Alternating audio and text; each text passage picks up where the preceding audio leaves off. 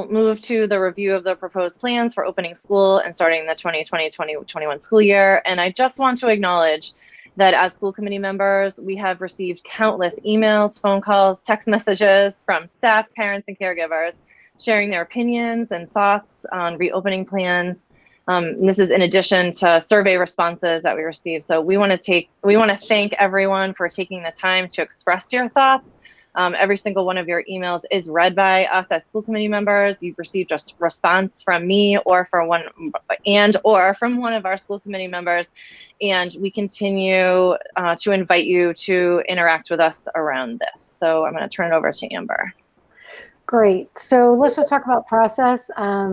You know, we have a lot to cover tonight. And so what I think makes sense is Daniel and I talk this through. We'll share the report, Daniel and I, kind of going back and forth between the different portions.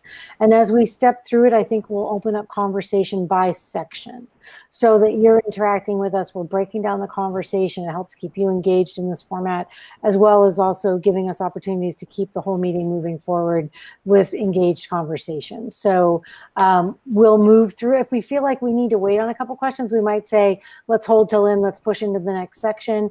But I think we'll balance that with you to make sure, and Kristen, feel free to help engage in that as well with us to keep it moving. But we want to make sure we'll turn it over section by section to kind of take questions. I really want to begin by thanking the committees that are working, the extensive subcommittee groups, you guys as a team, the Board of Health, all of us looking at what is really just an unimaginable situation and thinking about how to provide public education for the Westborough Public community. And I want to really begin by recognizing, before we dive down into looking at plans and talking about detail, that we know everyone is looking for information, you're looking for details, you're looking for reassurance. We recognize that, and what we want to do is have it accurately organized and correct when we send it to you, while we're also being inclusive in the planning process of our faculty. We respect and appreciate the support you've given us on the pacing by which we're coming out with things. And we hope tonight's first documents give you steps of more clarity, and there's more coming. I really also want to emphasize, before we dive into this, that I think the inclination when people are anxious about what model we're going to do and how we're going to come back, that one idea is used to negate the other. And I just want to ask all of us to recognize that none of us want to be developing these plans. All right, so these plans are going to represent what we believe from a wide constituency of input across the state, across the district, across the health groups that we can speak to, and from the feedback we're receiving, that we're doing the best we can to step forward with the decision that we think will provide the best Westborough experience that we can, with safety consideration and education in mind. We are all still mourning the loss of the Westborough school experience that we have spent our careers crafting for you, and that we are daily dedicated to. So you have faculty listening, you have families listening, but I want to begin by acknowledging that none of us wanted this. And we all have to recognize the losses, the concerns, and the anxieties. And so it means it has to be a joint effort as we continue to move forward. And so, you know, I think I understand that philosophically myself, but I struggle with it. And I just want to acknowledge that the quality of schooling we've crafted took us years and years and years and years to develop, and takes constant maintenance. And here we are recreating something to open school under safety considerations. And I think everybody's just going to have to step forward with us a foot at a time as we figure it out. So with that said, I think we'll dive into the report. And I want to have Daniel take us into the introduction phase, and let's just begin. We're going to use the document itself to step through the discussion, and then we will be sending this document out tomorrow to faculty with a questionnaire and some follow-up from Labor Board and discussion, and Friday to families if we can't get to it faster, with some additional questions as well. So for families listening, more to come, and we are actually going to attach this section of the presentation tonight. Westborough TV is going to give it to us, and we'll push out this conversation in the link as well as the report. So anybody that misses it will get to link and hear our conversation tonight. So Daniel, why don't you take us forward? Sure, thank you. So first, just to reiterate, this is a draft of a proposal that we're putting forward here. The state did not put out their guidelines until late June. So for the last 3 weeks, we've been working on putting this draft together. I'd give you the table of contents here and an outline so you can see where we're headed. I'm going to discuss the introduction right now. And then there's several different components to this report. One is discussing what are our options for returning in person as outlined by the state. What are the parent and staff feedback data look like that we've been getting? Our proposed plan for the fall. And then we want to talk about the state's requirement that we have a standalone remote learning program for families who choose not to, for medical reasons or otherwise, send their children back to the Westborough Public Schools for in-person schooling. We're going to talk about our safety protocols, some important calendar decisions that we need to make, and also supporting childcare decisions that and options we have for our faculty and some members of the community. And we're going to talk about some unknowns that are still that we need to develop and work on that are in progress, and some very time-sensitive next steps. So Amber and I will go back and forth. First of all, is it large enough for you to be viewing? Because I can't, when I'm in present mode, do you want me to increase? I think you should enlarge it, Daniel, make it bigger. Yeah, just a little bit bigger. Go Would be more bigger, and helpful. go bigger, and I'll tell you when you're there. Let's see. Yep, that's better. That's good. Okay. Yep. Thank you. Yep. Can you crop it, text size, and reduce the margins? You know, that'll add 10% to the size. Yeah. So I did increase it quite a bit here, and so you should be able to see it, but there's a lot of text, so I'm just going to talk you through it. I'm sorry it's not a PowerPoint. We, you know, if we had more time, we would have be able to do that, but we have had other priorities right now in terms of being under the gun for so many different parts of this. The team of faculty and administrators that are working on this is extensive. As you know, we have close to 150 people giving us input along the way internally. So, and that these 3 bullets at the top here are really the sustaining relationships is critically important to us to be able to pull this off correctly. We need input from our from the community. We need input from our faculty. We need input from you. And then other priorities that are part of this plan is equity is front and center. The health and safety of our children and also our staff is imperative that we take that into consideration. The emotional wellness of everyone is critically important here. We have all been experiencing trauma in different ways, and we need to be cognizant of that. And then we need, only when taking care of these other issues can we get to the robust learning. And so our outline here is basically the beginnings of what we need to do to submit to the state on July 31st, an initial plan. So we still have a little time before we submit the initial plan, and then the school committee gets to hear this plan in its draft form today, but then on the 12th of August, we will finalize the plan. We thought it imperative to get a draft plan out as quickly as we could so that parents and faculty could start thinking about what the fall will look like and preparing for it, at least as it looks currently with current COVID transmission rates.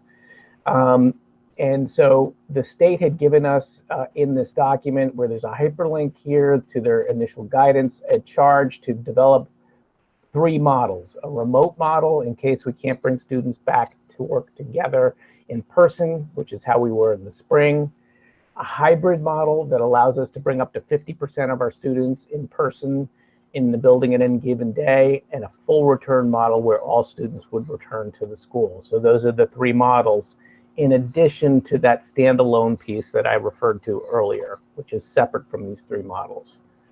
So now I'm going to turn it over to Amber. to talk about returning into in person and tell us a little more about these models and how we anticipate going in and out of them in the course of the year. Certainly. And so we've tried to be transparent about this in the communications that we have sent, that we fully anticipate that we're all moving forward with best entry plan. And then we've really tried to help our faculty and parents anticipate that we might well move through all modes during the year, working with you using benchmark data and the status of both Westborough, the state, and the nation to guide the decision making for best instructional model. So we will step you through these, and I think it's important as we answer them to be thinking about your questions as well. So I'm going to give just a snapshot, recognizing that this is just a very small template for you of some of the key details, and it focuses on the kind of the construct of the design. The much more drilled down kind of instructional implementation pieces of this, building by building, and work is really still much more granular at the building level and at the level that the committees are working on now. For the purposes of letting people understand where each model sits, the full return is bringing back all students to classrooms, utilizing the 3-foot minimum distancing specified by the World Health Organization, by the Pediatric Association, and the other groups that we released in those earlier documents, indicating that across Massachusetts, they were entering into a willingness to look at this 3-foot minimum distancing with students in schools every day, asking us to look at doing a pressure treat where we look at like where classrooms could fit kids and what we would need to do differently. You've heard lots going on in the news and the media about renting spaces, spreading kids out across all sorts of classrooms, taking on the challenge of looking at a full return where you would utilize that 3-foot distancing and then all of the safety protocols necessary to do so. And the reasoning for that, I think, at a state level and across other places in the nation in some cases, is that we recognize that the most effective way for children to learn is to be with their teachers. We know that face-to-face instruction and the quality of what Westborough staff provide and what it takes to educate children is a personal, really upfront process, and that is the most effective teaching and learning. It is a model that takes care of children's mental health best because they're with us and we can respond to them and assess them. It provides maximum times for students to work face-to-face with teachers and peers. And it provides a structure for families to recognize the regularity of their schedule and to know how things are going to change and to get the best continuity of their stability in place as well. And that's not just to return parents to work, it's to return life to normalcy as much as it is to help families get back to income-based needs. It also recognizes that it's the hardest model to contain the transmission of COVID because the maintenance and the spacing and the challenges require a lot of planning and implementation scope that we're still really wanting to look through, and we are, to figure out the detail. Transportation costs also to bring those students back is also a question given the spacing of busings and would require some additional plans. And requiring extensive reconfiguration of spaces for spaces where we can't meet that 3-foot rule. So those are the challenges of that model, and these are the challenges, the pros, and the features that we've been using in our planning groups to map out each model. So our perspective is this is a model we might well use at some point as we progress through the trajectory of where we are with this illness this year. And so in looking at it, we want to understand how to implement it in Westborough. And those are the parameters under which we see the positives, negatives, and areas of concern. When you look at the hybrid model, again, takes into account the idea of basically dividing your school population by about 50%, looking to then lower the load on a class and on the buses and in the spaces of your building to about 50%. So you're between 9 to 12 students per classroom. It lets you better actualize the CDC guidance of the 6 feet distancing with opportunities to come closer together using the 3-foot guideline for aspects of instruction, all with the parameters of the guidelines put in place, and it brings students to school for 2 to 3 days a week, giving us that FaceTime, the relationship, and the direct instruction that we need in order to move students forward.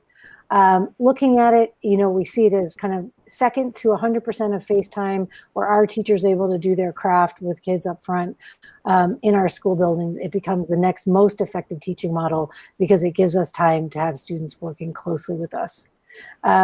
It is definitely the next most effective model for taking care of children's mental health, again, because we get opportunity to see them up close, hear the conversations we can't have with them otherwise, provide some of that SEL and support training to them to take care of their resilience and their needs.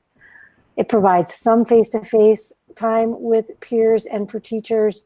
It provides a better quality of teaching and learning than being fully remote. To just start to deliver 100% of our curriculum, and I'll comment on that in a minute. Social distancing is easier, and the model provides opportunities for families to get a better kind of rotation of routine while letting children come back to school some. It provides opportunities for them to, I think the cons for it is we continue to face the face-to-face distancing, and that parents then have some challenging aspects of schedules, as do faculty, in managing, the life of like a rotation. And all of us then have to adhere to a schedule that has certain challenges. And lastly, we look at an all-remote model, which is a vision in which we've lived for the last 4 months. And I just want to begin to be explicit, and Daniel and I want to make sure we're clear about this. This model would be a return to all homeschooling. It's clearly the best model to maintain managing transmission of COVID-19. We all acknowledge that. It provides the challenges we said in that it's less effective for teaching and learning, for social emotional care, for families and faculty to be able to work from home and manage children from home while they're trying to do jobs. And the mental health becomes real issues for us of concern. It's a difficult model for all of us to maintain.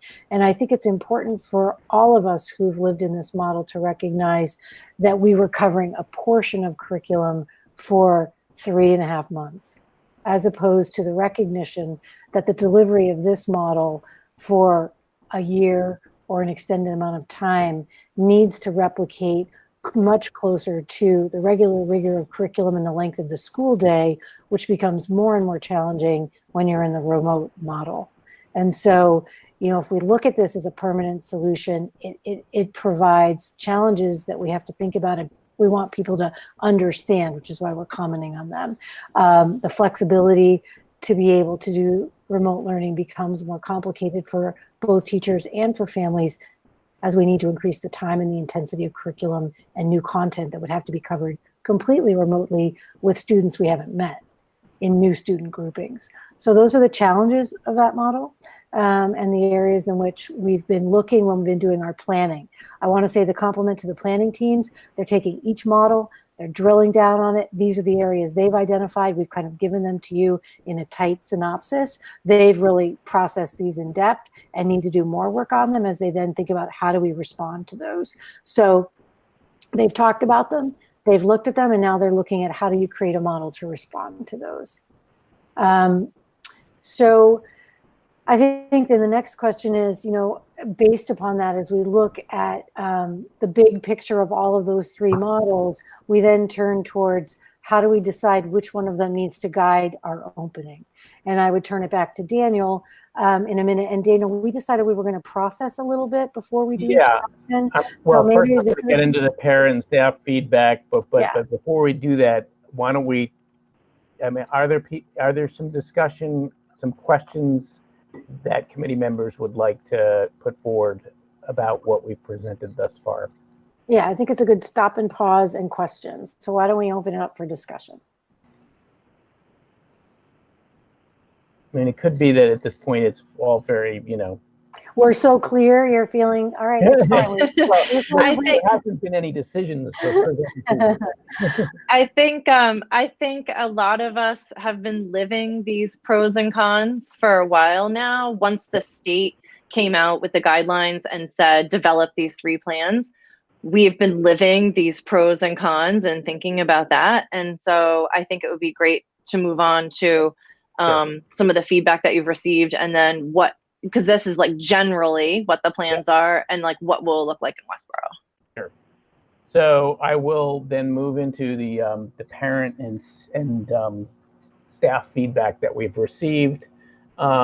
We, as you know, sent out a survey to the parents. No surprise that it is the most responded to survey that I've ever conducted. We have 1,980 responses, so on the parent data. So what is clear off the bat when you ask the question, which of these three models do you prefer? If you were given what you know today about COVID-19, which of these three would you prefer? Let me see if I've got a request to make this a little bigger.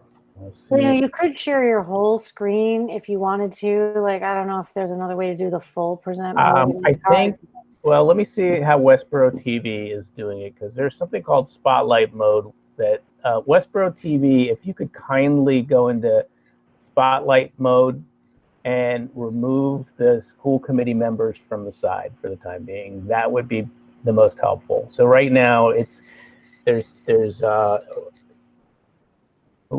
I don't know if they're listening. There's a little bit of a lag. Excellent, Karen. Can you do that?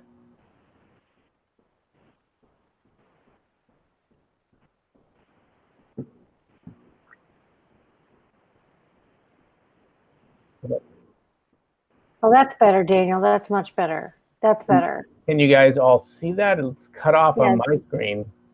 Just there. That's perfect. Right there. Right there. That's good. That works, Daniel. Good job. Good job. Excellent. All right. Keep going. So basically, so this pie chart here shows you very clearly that, you know, the community's split, right, in terms of where they're at. There's 27%, 28% that would like to, if you could choose, knowing what you know today, they would choose that remote model. There are 37% of our families that would, on the other extreme, say, let's go back, full return, 100%. And then there's 35% who are in favor of hybrid, and that's the partial return. And essentially, you know, if you take the 35 and the 37, you add them together, you're up at 72% of our families that support some kind of in-person return.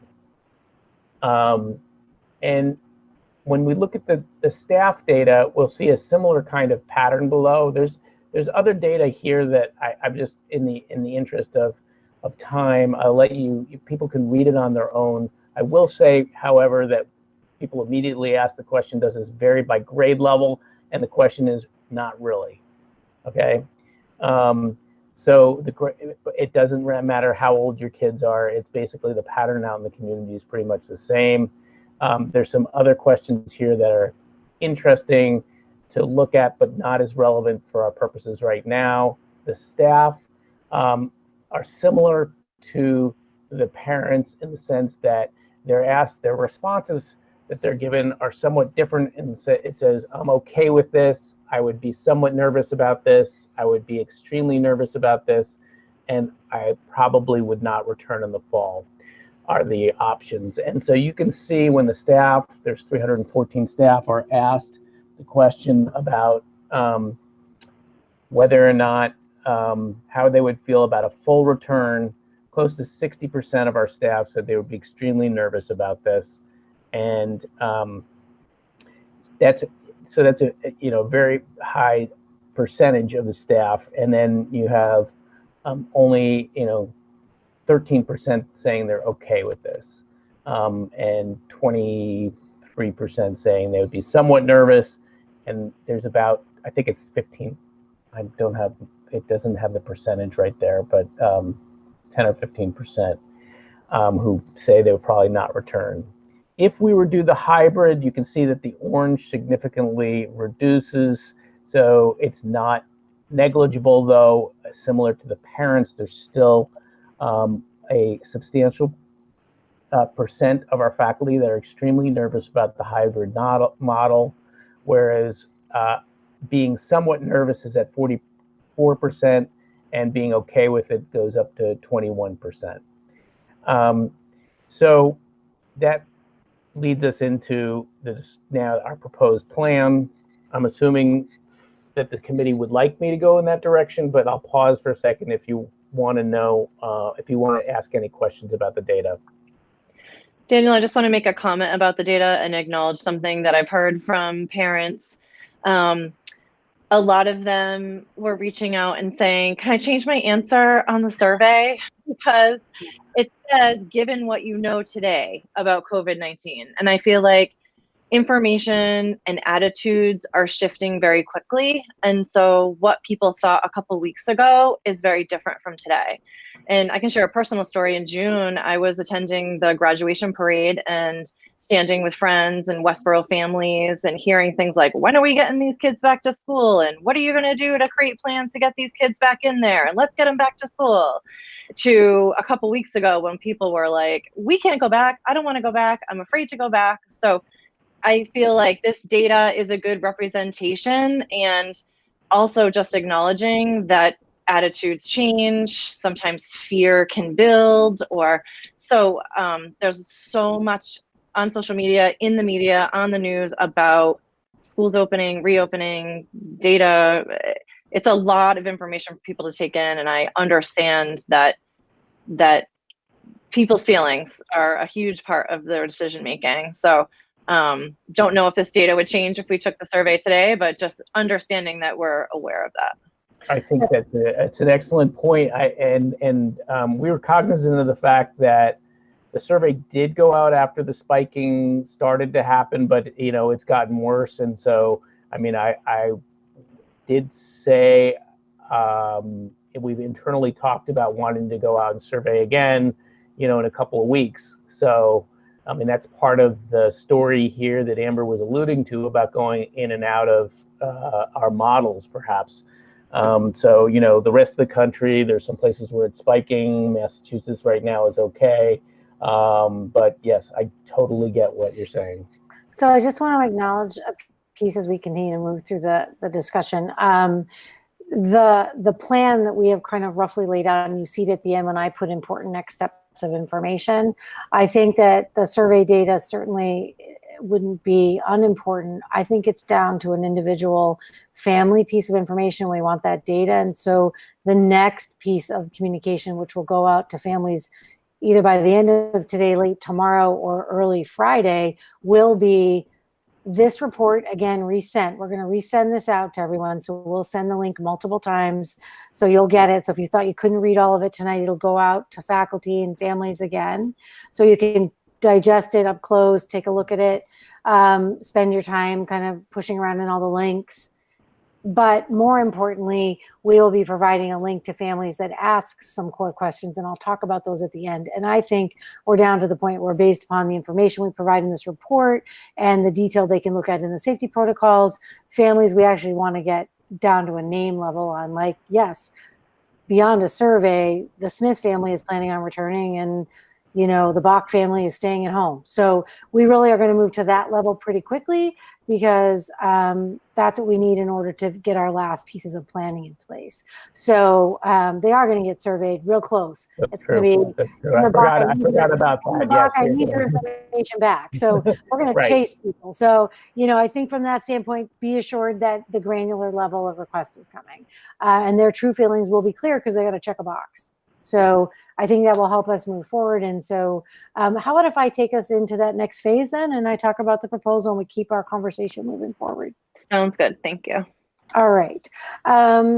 So from Daniel's presentation on the data, I want to also recognize, and Daniel, you were going to take a moment and talk about beyond just the parent feedback. I thought you were going to highlight a couple pieces, you can or I can, about the medical experts that we've been looking at researching. Did you put that in up here? I'm just looking.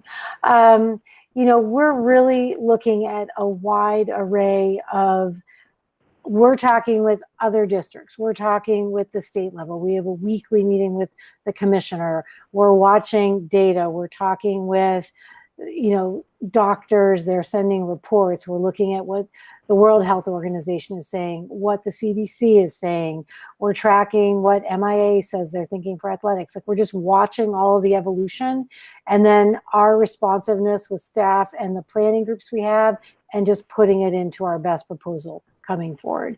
So from the standpoint of our proposal, it's garnered from everything we've looked at thus far, the planning we have in place, and the next best steps that we think help us move forward in our planning. So at this point, I would indicate that our leadership team is recommending, look at that, I'm going dark. No, I gotta fix that. Don't go anywhere. I can't talk to you if that's going on with my face. Hold on. We can't. We Her actually, light. everybody's looking at the report, Amber. Don't worry about it. Yeah. We're all focused on the report. Oh my God, I hate this. Sorry, I apologize. Trying to save energy over there, and the lights Yeah, go yeah. out there. You guys, I just have to be able to laugh. We all have things we're surviving, right? Well, yeah. I texted her during the meeting and I said, buy a lamp. desk lamp, you know, for crying out Anyway, loud. into the work. We're looking at all of those pieces of this, and based on the recommendations of those transmission rates, the direction of Massachusetts, the opinion of experts, as I just said, we at this point are recommending that Westborough open in a hybrid model to start school, with a range of planning pieces in place that we want to spend the rest of this meeting discussing, that are detailed in our report as best first steps in planning. And want to be clear that, you know, we are not feeling that our first steps at all would be able to go towards a full return. We want more time to look at where we are when we return students and families and faculty to this life of schooling. We want to track our data. We want to train our protocols. We want to gain comfort. We want to get back in front of each other reasonably spaced. And so for us, kind of the whole range of that whole umbrella of considerations, I certainly would be in no way comfortable and would never recommend coming back all in. And came to that decision, you know, working with all the things we've just said in terms of our current recommendation from this, just listening to our committee's work. We knew that we weren't comfortable starting there. And our data that Daniel just outlined. So we do believe, however, that in looking at the pros and cons, as we've detailed in that table up above, of the range of things that we are needing to grapple with, that returning in a hybrid model is what we're recommending for the start of school. And Daniel, you know, if I hop in and out of forgetting pieces, just keep kibitzing in, please. The design of how we see implementing this model would be to develop a cohort where the hybrid approach will divide our students into two major cohorts of Navy and Cardinal. Those I will hop in for 1 second. Yeah, go ahead. Before you even get into cohorts, I do think that this part in the introductory paragraph about the importance of trying to bring our students back to establish bonds at the beginning of the year with their teachers is critically important. You know, the transmission rates might go up, and we may well hit Massachusetts right now is at a low, and we want to keep it that way. Once it starts going up, we will, you know, in all probability need to close down. If those kids don't have a relationship at all with their teachers, it'll be a whole different ballgame to do remote learning than it was in the spring. And that's one of the reasons we want to try to push for a hybrid model at the beginning of the year here, is to at least get some, while the weather is still good and we don't have a resurgence happening in the state, some kind of creation of a relationship between the teachers and the students before having to go back into a remote situation. No, thank you. And I think the last sentence there as well, like people are recognizing and realizing across the industry, all of the superintendents and teachers and state people that we're looking at, and even in our planning groups, recognizing that we have not seen students for in-person instruction in 6 months. And the concerns around needing to assess their emotional and academic well-being are extensive. And in order to even guide our instructional planning and to form new bonded relationships, we need to get up close and see where we are. And I think that really is a very powerful driving feature of coming back in a hybrid model for in-person instruction.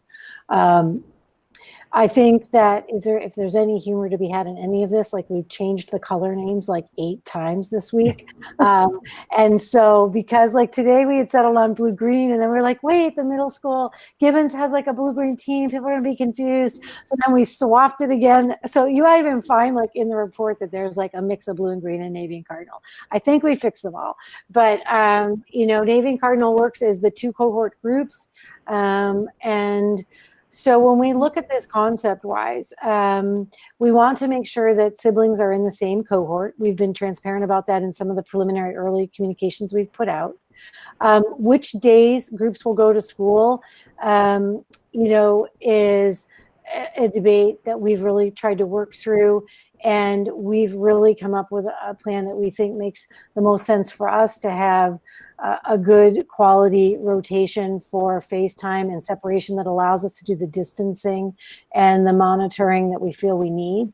We want to recognize that there's challenges in any design. We've talked again to our direct area and a range of other superintendents and what they're doing and what their designs are going to be. A vast, vast number across the region are coming back in a hybrid model. And they all have, you know, varying kind of degrees of modification in it. We really want to look at the fact that across the bell curve of implementation for both older and younger students, you know, if there was some group of, like some communities are looking at like a week on and a week off. For a 5-year-old, that's a lifetime. Like everything they learn one week, we have to start over again every week. It'd be like Groundhog Day. You know, the rotation of a week away, the implementation of that quality provides a lot of challenges. And so when we looked at our rotation, we've picked one where we feel in an A-B rotation of every other day, and I'll look at the model a little further down with you in a graphic, provides us good continuity and some advantages for keeping a rhythm in teacher planning, for that the cohort day home follows a day where you were just with your teacher, where you get an opportunity to be working on work that's fresh off of instruction, you know, which helps us to remove parents from direct instructors to back to more modified support, which is a more natural role for them than trying to engage in direct instruction for new content, which is very challenging across a range of learning ages. So in looking at that, we moved towards a plan where we will have each cohort broken so that cardinals will come, say, on Mondays and Wednesdays, and Navy would go on Tuesdays and Thursdays, and they would each alternate a Friday. So it proposes for us. Bring the visual up here. Yeah, why don't you do that? One of the important pieces of this model is setting up a design where we are proposing either the vast majority or a substantial, if not all, of Fridays are a half day, where a student the student group of that day would come in for a half day, and the second half would allow us to regroup with faculty to get ready to prepare for their weekend preparation for the next week of hybrid work, to do PD and assessment kind of correlations. So when you look at this model, we're going to spend some time talking about this. We'll open it up for questions then. You see a delineation here of a cardinal and a Navy cohort design. Monday, you have cardinals in person in classrooms, socially distanced, and we're going to talk about what that looks like and what the implementation planning is.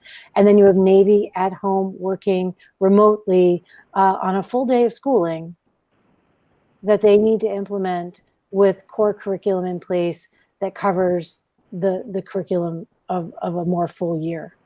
The next day, cohort cardinal comes off of a day with teachers and paras and special educators and specialists into their Tuesday at home remote day for a fuller day of instruction, many more hours of working, utilizing what they were learning from the day before. And at that time, then Navy rotates in and we get into a rhythm of every other day model. And then on Friday, you see they every other week come in for the half day Friday, and we maintain that rotation. Gives us I think, a design that allows us to focus on providing a meaningful at-home instructional time. With more robust capacity, students can carry home things that they did yesterday, a journal they need to work on, a text they need to do, a Socratic seminar they had the day before that they need to reflect on the next day, a lab they did on their in-day at the school that they need to write the report on, come into a cohort group with a set of students who are at home with them and engage in discussion around their lab. There's just a better vision and quality for what we can provide, because the charge across the state is to provide this all year long with quality instruction covering a year's worth of curriculum, with grading standards back in place and a much more robust model. So, you know, when you start to picture that, the AB Day, we feel, provides both a picture for our faculties to understand how to interact with that planning and get the rhythm that they need, gives us a space, a spacing in classrooms that we feel is manageable in terms of social distancing. And so it presents kind of that sense of overview. So I'm going to just skim through my notes here because I'm kind of talking. How about, well, Amber, how about going into the piece about what the at-home, do you want to go Yeah, into? let's skip down to that. So, and then we'll back up to the pedagogy and the early release after this. Thank you. So one of the important discussions that we want to make sure we have, because everybody's thinking about, both faculty and families, what will my life look like in the fall? What are my, if I'm home with my children, if I'm at school, if my child's at school, what does this look like? And so I just want to clarify a couple key points on the hybrid, because it'll inform people's decisions about kind of their thinking about next year. The hybrid at home piece, we just want to clarify the differences here. The hybrid at home remote is a day at home that is a learning school day. It is not an off day. It is not a no school day. It is a school full day. It's following on the in-person instruction from the day before. Examples of this: independent work built off the previous day, some small group one-to-one instruction and learning with a paraeducator, a tutor, or other specialist teacher in small group settings provided virtually from those different groups. It will follow a schedule. It will outline work. It will provide opportunities for online work with the cohort group. Like I said, you were in a lab on Monday in class. You want to come home the next day and you're going to be in a small group virtual chemistry cohort discussion and lab preparation using Google Docs as an example. But it is a full school day of work. Work will count and be graded using Westborough standards of grading. We return towards a more typical report card structure that parents and families and transcripts are used to seeing. Examples of what it is not, and I think this is important as well for people to wrap their head around. We want to clarify kind of misunderstandings. It is not a remote plan that will use live casting from the classroom. So we're not trying to come at a hybrid model of instruction where we're acting like we're in school all the time when you're not. The bottom line is it's a hybrid blend where work done away is meaningfully planned against the face time you had. We're not trying to replicate the kids at home podcasting in and being able to televise the classroom. That is not in the parameter of this discussion for the way we see implementing a hybrid model. There's all sorts of tech problems with it. There's all sorts of distraction from focusing on the gold time of the kids you have in front of you to provide the most robust instructional time you can with them, those 12 students that you're in front of. And those at home will be working without their teacher that day. They might have, as I said, paraeducators, tutors, other people checking in small group, but the teacher's teaching the 12 in front of them for that high quality, intense face time. And it is not a day off from school. It is not a day supported by live virtual instruction from the classroom teacher. She or he is working with their kids on the building site, distance in the classroom, providing quality instruction. So I think as you vision that model, you need to understand that we will be sending students home with well-scaffolded continuation of the instruction they did the day before. And Amber, I'd like to add something yep, too. hop in. Yeah, so in anticipation of the high probability of being either in a hybrid or a remote learning situation, we have purchased for the year licenses for kindergarten through grade 6, some computer assisted instruction programs of the highest quality, both for math and literacy. Zern, that goes with our math program, and it works with Eureka, and then it's Lexia, which is a reading program.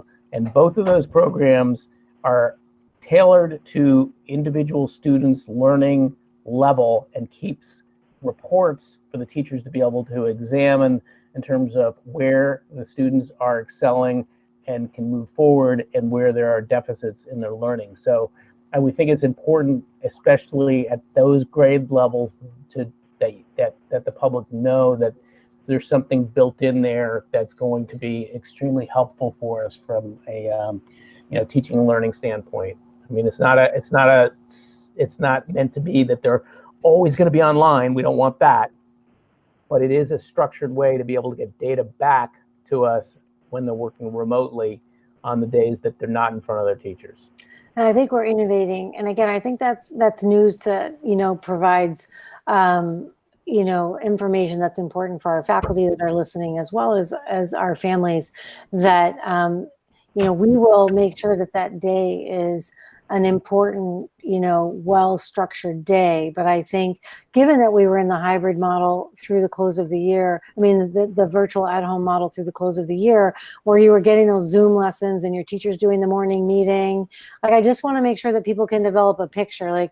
We're not calling students in for morning meeting. That's not the design of the model that we're developing.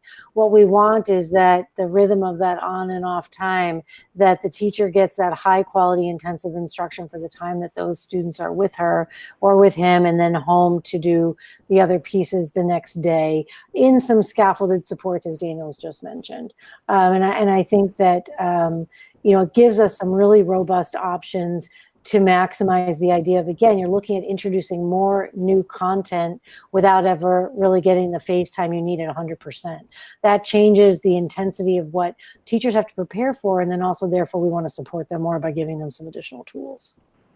So I think before we move into, I'm just looking at what we've covered thus far, I think it feels meaningful now that we've articulated kind of a rough draft out loud of what the hybrid model that we're proposing would look like. And again, there's a whole layer of other pieces around protocols for implementation related to safety that we're going to talk about after this. And give you kind of a picture, and then people need to really look at what's in the report up close. You want to talk about the Fridays or not yet?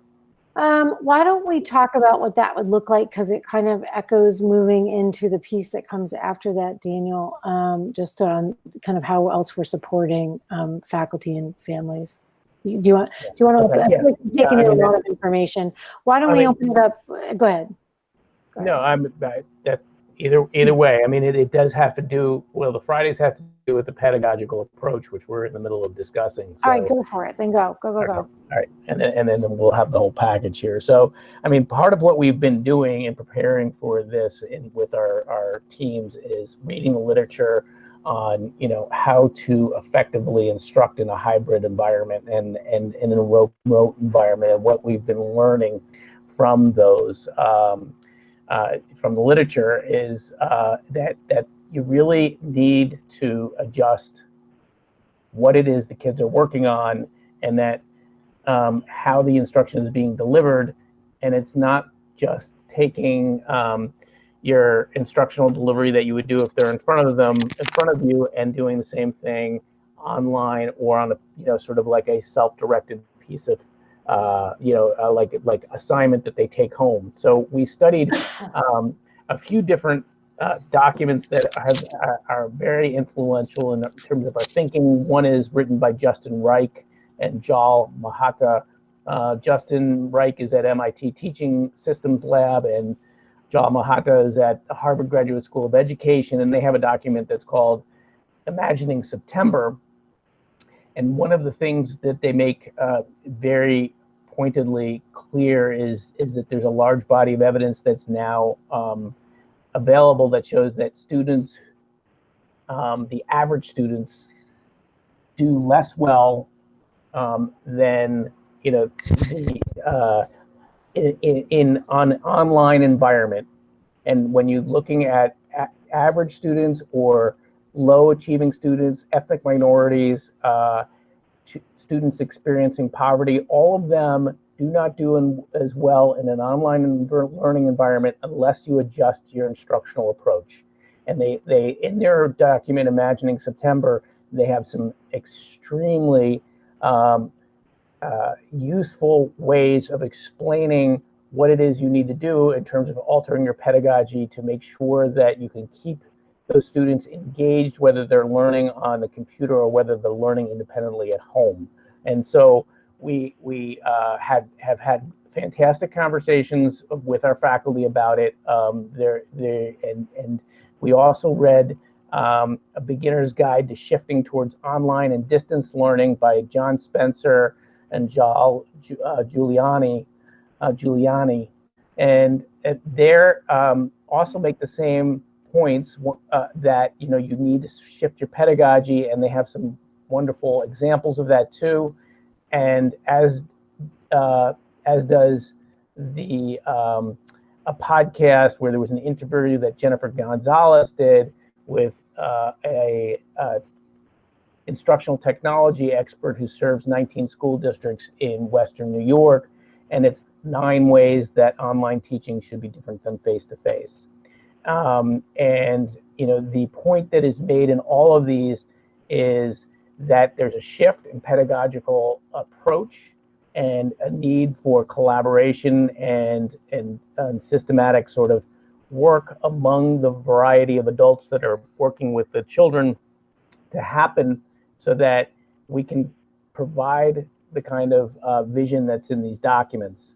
And I want to highlight this one quote that Reich and Mata put in, where they say, in a pandemic with everyone teaching in potentially new situations, hybrid kind of at-home learning situations, creating the time and space for those kinds of collaborations between teachers is critical. Since inevitably some teachers, teacher teams, and schools will figure out things that work faster than others. If we build in the structural space for this learning, we can get better much faster. They are arguing here for teachers having time to collaborate, to be able to figure out and share how things are working. And they're saying, conversely, if successful innovations remain localized, we have very little chance of adopting quickly enough to scale and create success.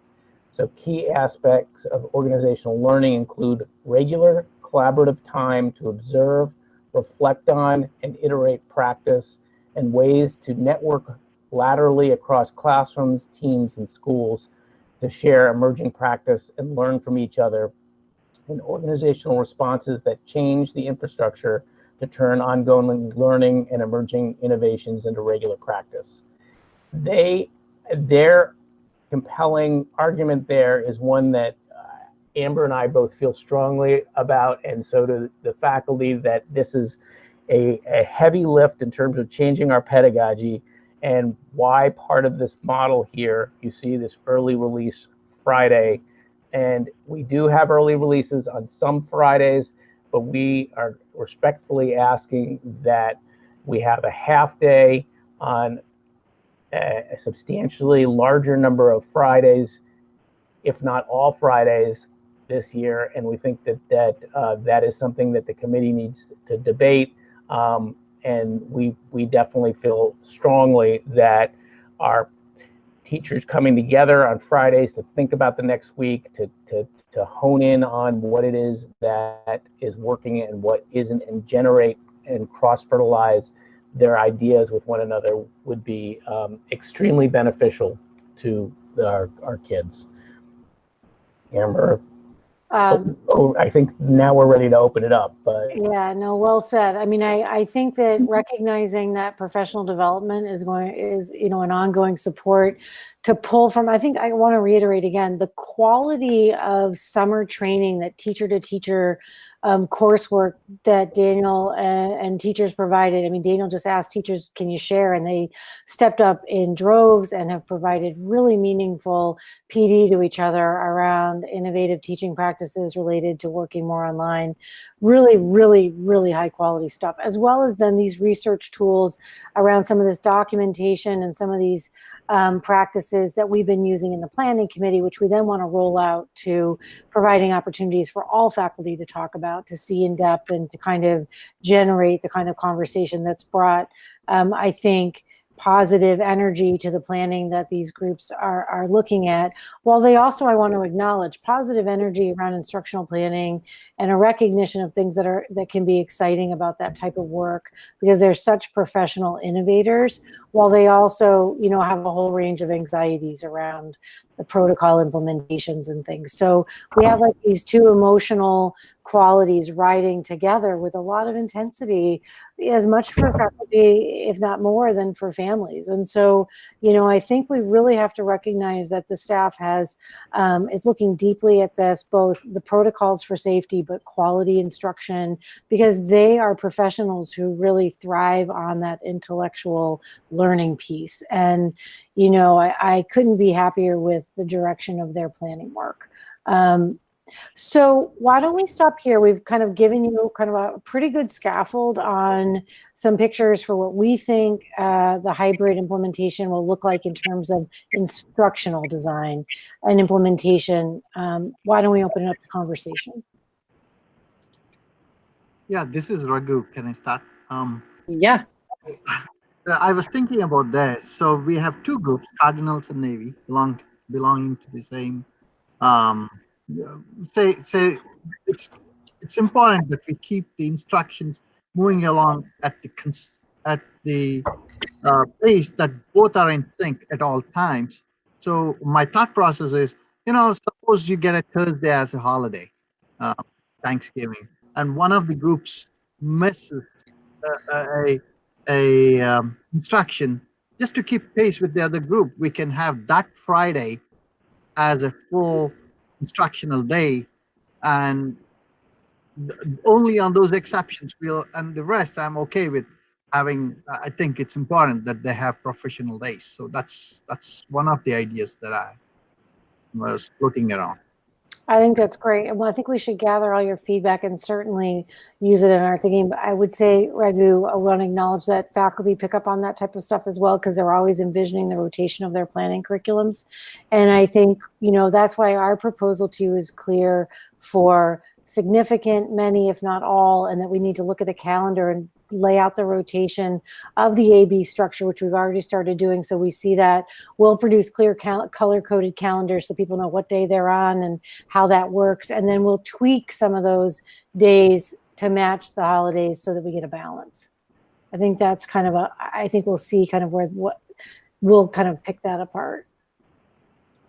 Thank you. Yeah, I think that we'll work around those traditional Monday holidays and different religious holidays, and kind of make sure that if we have a 4-day week, we might as well just bring them all back for all 4 days and not implement a half day during that week. But I think on a traditional 5-day week, it makes sense to have that as a half day on a Friday. So Lisa, and then we'll go to Sarah. So because we haven't gotten to the safety piece, if I were looking at this, I would be thinking to myself, oh my goodness, what about the cleaning protocols for a daily in building for our teachers and their safety? So I want to acknowledge that there's a piece coming later on about the deep cleaning protocol. So if you're listening and you're thinking that, I really think a lot of that is answered for how that will happen. But it would have been one of my first concerns. And the other part is, what I really like about this is it gives parents a very clear calendar for knowing exactly when they would need childcare for, you know, I need it Monday, Wednesdays, alternating Fridays, or I have my calendar and these are the days I exactly need, versus it being, you know, the uncertainty. So I really appreciate that we're thinking about working parents, single parents, essential workers, people who really need to know exactly and, when they need coverage for the remote learning days. So I appreciate that. Yep, that's all I have to say about that. Hi, this is Sarah. Oh, sorry, Lisa, did I cut you off? Are you done? Okay. Just to be really, really clear, we're talking the same hours in a school day, right? It was implied that Yes. it was, yeah, so Yes. the same hours, except for the Fridays, but just a regular school day. Yep. When they come to school. And then just with the how would the half day Fridays affect time on learning, with our requirements for the state? I know they were looking at maybe not doing the full 180 days for professional development, things like that. So I don't know if that came into consideration at all. Dan, you want to take that one? I mean, yeah, we'll have to Sure. answer. I mean, I've seen, the majority of models that I've seen thus far have one day in the week that's the kids don't even come in. So I would say we've opted for a more in-person approach rather than a remote approach. And that one day they put in, and they call it a virtual learning day. But I think the state is going to look at our model very favorably. I do think that the time and learning will be a piece, but I also think that they're recognizing the challenges placed on public education right now and are bending where they need to. I think that's where, I'm sure we'll see that in the final proposal submission, that we have to check a box on something. So we'll manage that internally. Okay, no, that sounds great. I mean, I think that we should feel grateful to our, state and local leaders and our Board of Health and our community members for really, focusing on everyone's health and safety for the past few months so we could get to this point and come back to a hybrid model. So I think it feels good. Like Lisa said, we haven't gotten to the safety yet. I did have a chance to read this afternoon, so I know what's coming and I know it looks good, but hybrid feels good right now. So thank you. Thank you. Yeah, Steve, do you have anything you wanted to ask questions about or make comments about? Yeah, I have some comments, and Great. I think first of all, I was very surprised when I got to the Friday discussion in the report, because I thought it was a very clever solution to what was going to be a problem. And secondarily, the idea that it would be a half day so that teachers and their training could continue, I think is also very useful, particularly in this time of super stress for everybody. But one of the things that I did start to think about was this. As an engineer, I'm always interested in the bells and whistles of how things work. And so the hybrid model is based on the premise that, in fact, we're going to only have half the number of kids in school. And the reason for that is social distancing, so that we can maximize the space in any classroom, so that, in fact, the kids not only are separated from each other, but the density in the room itself obviously is less.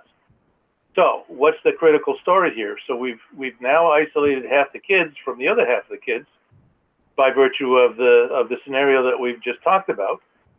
But the weak link in this system in terms of protection of the kids relative to spreads is the idea that we only have one teacher for both of those cohorts. And therefore, what I want to know is the mechanism by which we make sure that we've done the very best we can to know whether or not the teachers are okay, that the kids are okay, that in fact one doesn't create a problem for the other cohort, and all of those things, which is to me critical of the success of this program.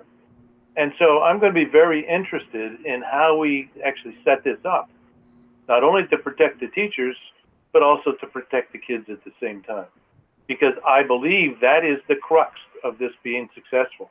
I have no problem with the fact that based on the study and effort that everybody's put in, that the curriculum will work, and that the time you'll put into it will be much more effective, perhaps, based on how successful we were, in the early part of this thing, and basically the fact that our teachers have always risen to the problems and the occasions to do what's necessary. But we as a school committee, we as a town, we as a school district need to make sure that the protections that we put in there for both the kids and the teachers is going to work to the utmost because that is where the success of this program turns. So I'm glad to hear that that others have seen the safety part of the program, but I'm very interested to see what it's going to be. And so, you know, and going back to the discussion that you had in the midpoint of this thing in terms of what the data out there from World Survey of the way things are working with this particular virus, you know, I have no doubt that social distancing for the kids, and if we do the proper things, you know, in the school building, knowing that the infection rate in the Commonwealth as of today is somewhat less than 2%, that means only 2 people of 100 today would have this thing. And if we can keep track of all these people who may have it based on what the state is doing, and I believe additional testing to make sure that we know the teachers don't have it either, then this will be a successful program. And I think our success to make sure that the parents feel that their kids are in a safe environment turns on the answers to what I just put out there. Thank you. Yeah, important points, definitely, to in the back of everyone's mind as we move forward and creating these plans. And just a few thoughts I had on the hybrid model, that I think starting in person and developing those relationships is super important. If we have to move to distance learning and have the entire district at home, forming those relationships is critical. So having the every other day model, you can form those relationships much more quickly. Also, just thinking in a practical sense, having an every other day model gives everyone, like the students, a break from wearing the mask all day. If we were doing like a 1 week on, a 1 week off, you're not going to build your, well, you're going to have a whole week. And so you're going to get like just fatigue from doing that. And then you will lose a tolerance for it on the off week and have to start all over again. And so this AB model can help us get into a routine and a groove with masks and other routines and protocols much more faster, so that we don't lose out on those routines as we rotate in and out of school. And the half days on Fridays, I'm in full support of that. I think our staff needs time to collaborate with each other. I want them to participate in more professional development. They're eager to do that. And I know our teachers want to do the best and do the best for our students. And they are eager to learn what is the best way to educate them in these new times of teaching. And they need time for support, to support each other, and to have time just to focus in on what it is that they're doing, and also do some self-reflection and self-assessment on, like, is this effective? Is this working? Which I know, Amber, it's something you have built into this plan, which are kind of benchmarks for thinking about, is this effective, and when might we need to switch to a different plan? So just to be clear, that the hybrid model is a full return to full curriculum, full learning, 5 days a week. And I had a question about the at-home days. Daniel, would you say that's more like an ALD model of learning? Like that the student is, a lot of responsibility is on them to continue the learning with some parent support? Or is it going to be, I mean, it'd probably be more than what an ALD day provided, but kind of like that independent, find your links or take home your work and work on that during the day.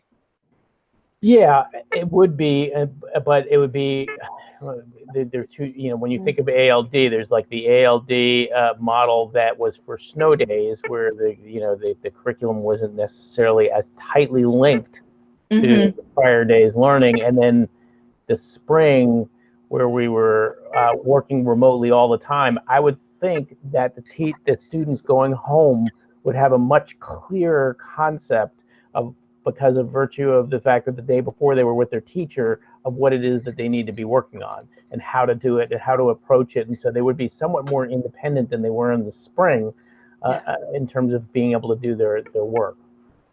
Great. Yep, that makes sense. Yep. Yeah, and I think it also allows us for the rotation of materials, for feedback follow-up, that it removes, a teacher can give feedback the next day.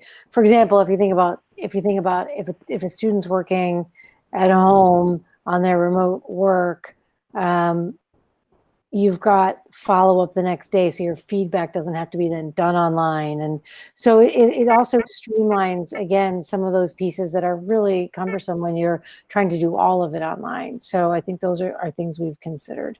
I just want to note a couple of things, and we're going to move into the safety work here in a second, because I think that we want to keep ourselves moving. Can we do that and then come circle back? Are you confident we could kind of step forward? I know cognizant of people watching, wanting us to kind of keep moving. Yeah, I think we have to think about the standalone remote learning program and then the safety.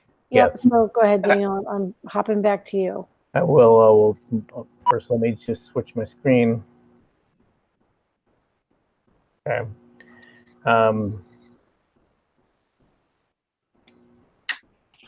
Okay.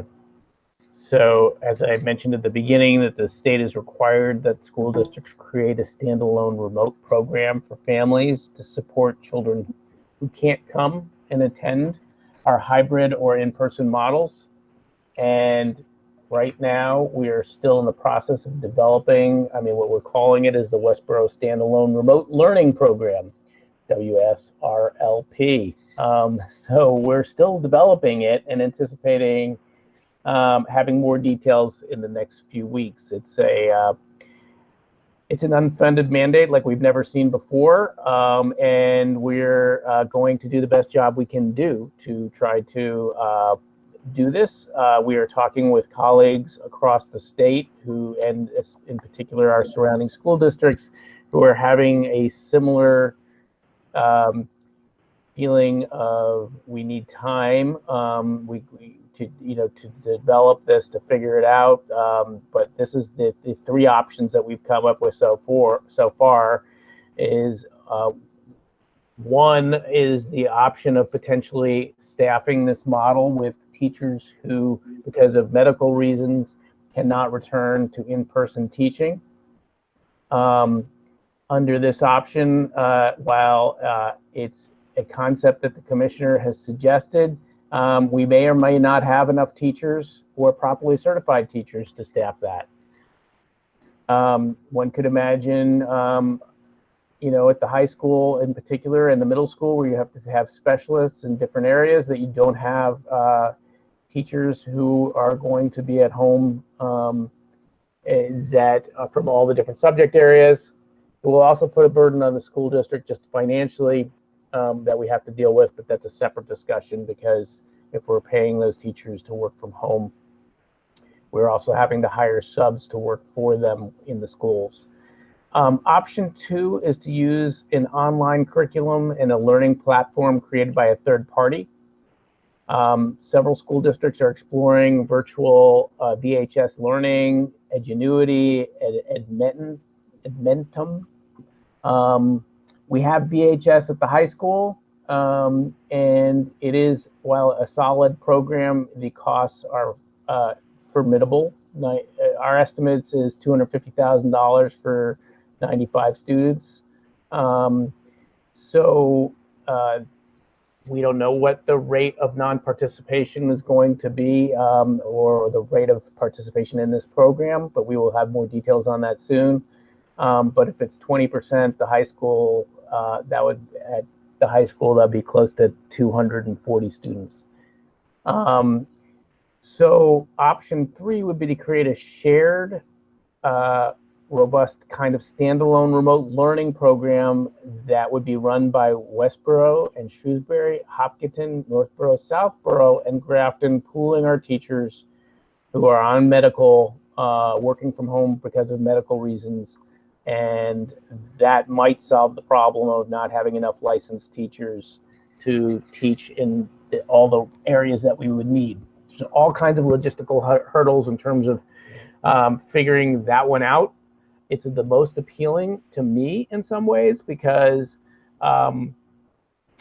it would allow us to, a higher probability of having quality teachers, enough licensed quality teachers to be able to help the children from our various districts that are in this situation. But it does, require it involves, we need somebody to organize it. So you would need somebody full-time to actually basically be a coordinator. It's like creating a school, a K through 12 learning school. Like I said, if we have 20% of our district out of 4,000 students, that's a lot of kids, and you know, that's the going estimate is 15 to 20% might not participate in coming back to school. So we would need a full-time person to coordinate it, and then we would need to get agreements signed, you know, with our unions and the school districts need to work together. The superintendents need to talk quickly about whether that's an option, and school committees would need to be involved too. So you see the level of complication of trying to do this, but we are up for the task of trying to do something that will be as high quality as we can pull off in the next couple of weeks, pulling something together.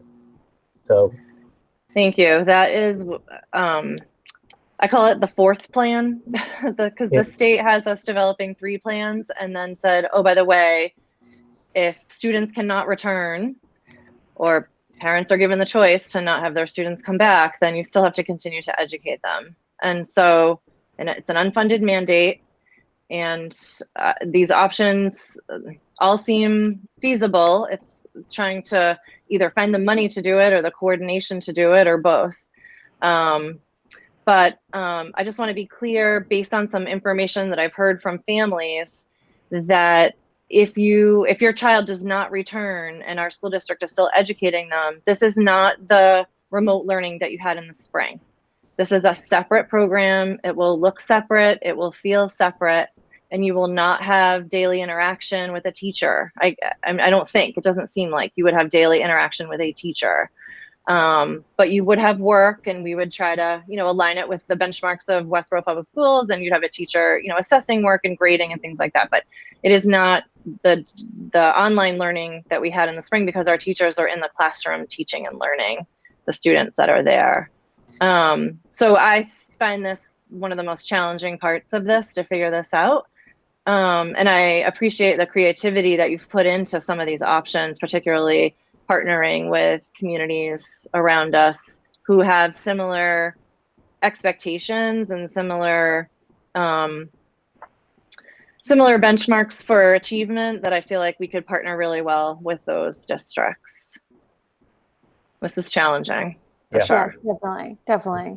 So I know that there's probably more discussion to be had on that model, but because we're not putting a very concrete proposal in front of you yet, other than to recognize the pieces that we have to get accomplished, can we move forward through that? I really want to get to the safety protocols and discuss. Yeah, absolutely. So, thank you. A couple key pieces that I want to highlight. We know that faculty and families need as close to a granular level of detail as we can provide around safety protocols in order to plan and prepare, so they can create a picture for their return to school and to understand what they feel are the appropriate levels of safety. And echoing, you know, some of the content around Steve and what you guys have all said. We believe that the safety protocol as it's currently written is very detailed. You can't let the detail overwhelm you. You have to spend some time immersing yourself in this document, but you can see the planning pieces that it provides to you and the parameters that we're going to utilize. And it gives you, I hope, what I think is the most important picture for opening, kind of a sense about how we're going to manage the current status of, you know, providing public education in the setting where there's illness. And I think it does provide that picture. You're going to need, beyond my description now, you're going to have to look at the document that comes to you tomorrow and spend some time with it. Our view is that's where you should put your energy, because instruction is going to happen wherever you go. And I believe that's probably secondary to most people against their sense of wellness around whether or not they feel comfortable returning their child. And so this is why this is the most detailed part of this document, a place for you to start to kind of develop that picture.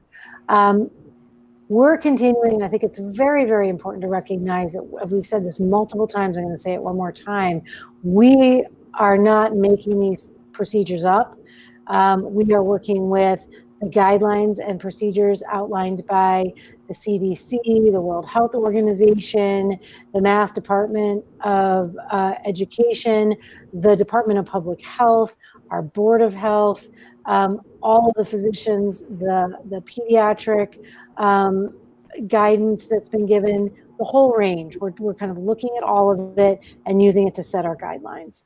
That said, I also want to recognize that, you know, in no capacity have I ever lived in a world doing anything we've managed either as an individual in my own personal life or in work where we can provide 100% guarantee on anything.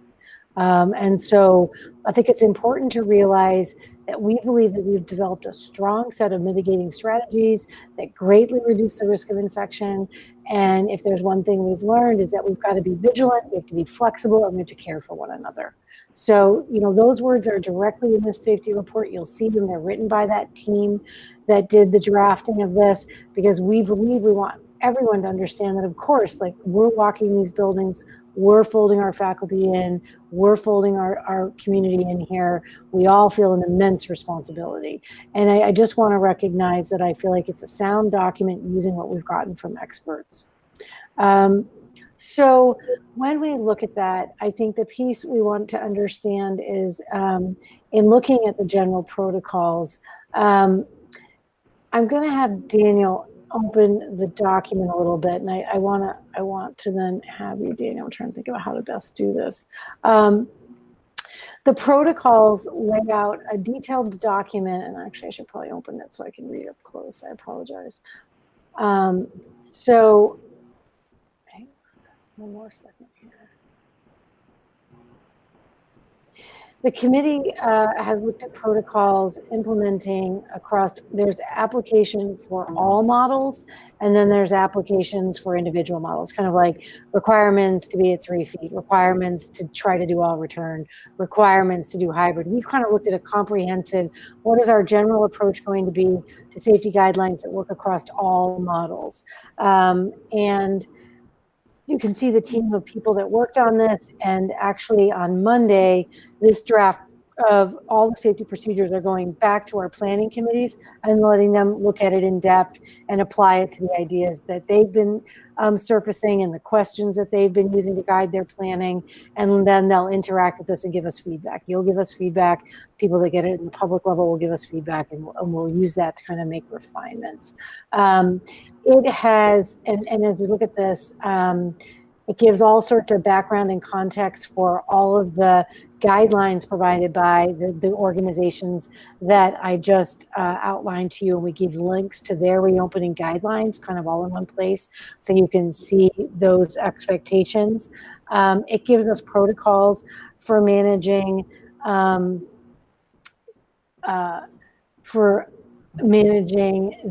dashboard of data so we can kind of think about reporting to you.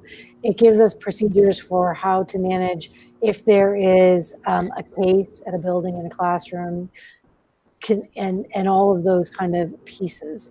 It looks at, for example, as we scroll through this, it begins by, and it's organized in a couple pieces as you go through this. First, it looks at what's the background and context for our plan to reopen. Lovely. From I'm just gonna like put my camera off because it makes me crazy when I talk here. It's the sorry, that totally blew my train of thinking here for a second.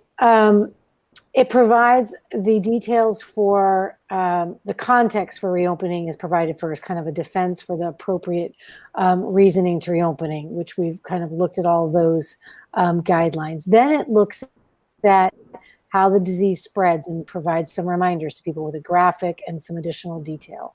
And then it looks at an overview of the 4 areas of guidelines that we drill down on, which is on, Daniel, I guess what page that is. It's page 3 of the 11. There we go. It focuses on staffing and operations that we will, and I'm going to take you through these and then you have to look at the detail on them.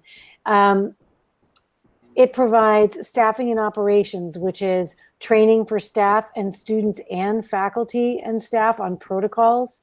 It provides staff and students who display symptoms that they will not report to work or school. It outlines the ways in which WPS will establish protocols for when a staff member or student becomes ill, and it provides specific criteria for a return to work established for both for faculty and then also a return for students. So under staffing and operations, we have protocol details on all 4 of those enclosed in this document. Next, the overview provides guidelines for physical distancing. We will provide, again, then training and staffing for students on physical distancing. We will provide for staff and students the guideline that all will wear masks and face coverings. We provide guidelines around our anticipated goals for signage and physical safety distancing throughout the school buildings, if it requires marking stair transitions and door entrances, and different types of things we've seen as we've all moved in and out of different settings as the state has moved through phase 1 and 2 of reopening. All of those guidelines implemented. It gives the implementation pictures for how we anticipate doing that physical distancing.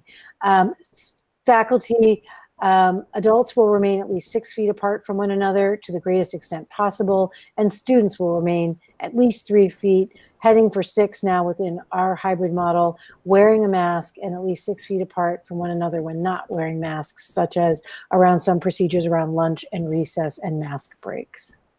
So I just want to take a second before we dive into even more detail around these. Around the physical distancing, hold on just a second. Daniel, can you read through what's included in C and D while I cue my lights, and then I'll come back. Sure. Yeah, so the hygiene protocols, like the other areas, there's specific training for staff and students on those protocols.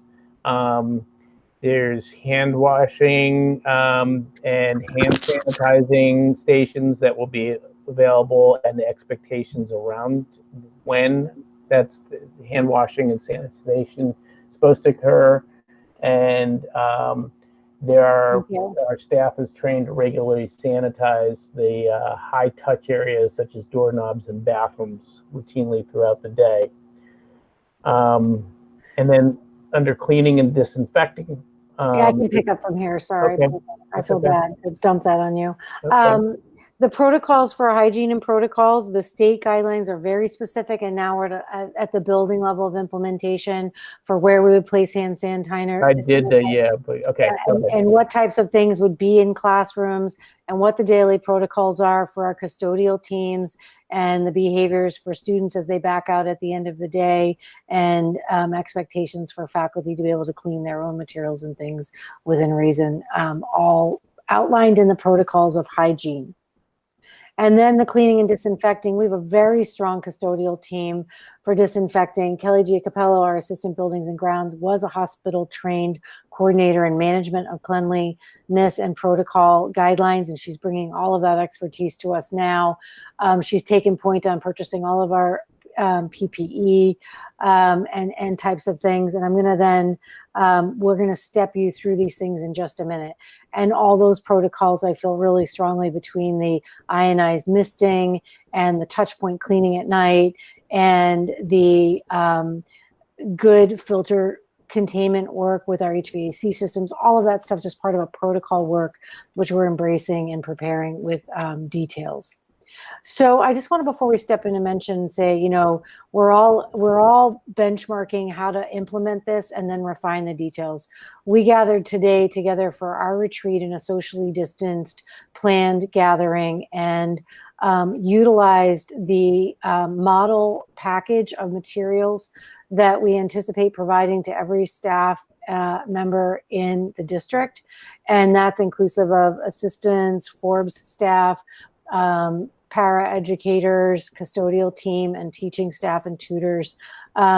We looked at the case of the bag of protocol supplies, a face shield provided for selective use in different settings or all the time, based upon teacher choice of comfort, and in times guided by our protocols. A clear face mask provided, and then some disposable masks available to a teacher to pull as needed, and then gloves and other types of sanitary things available to them.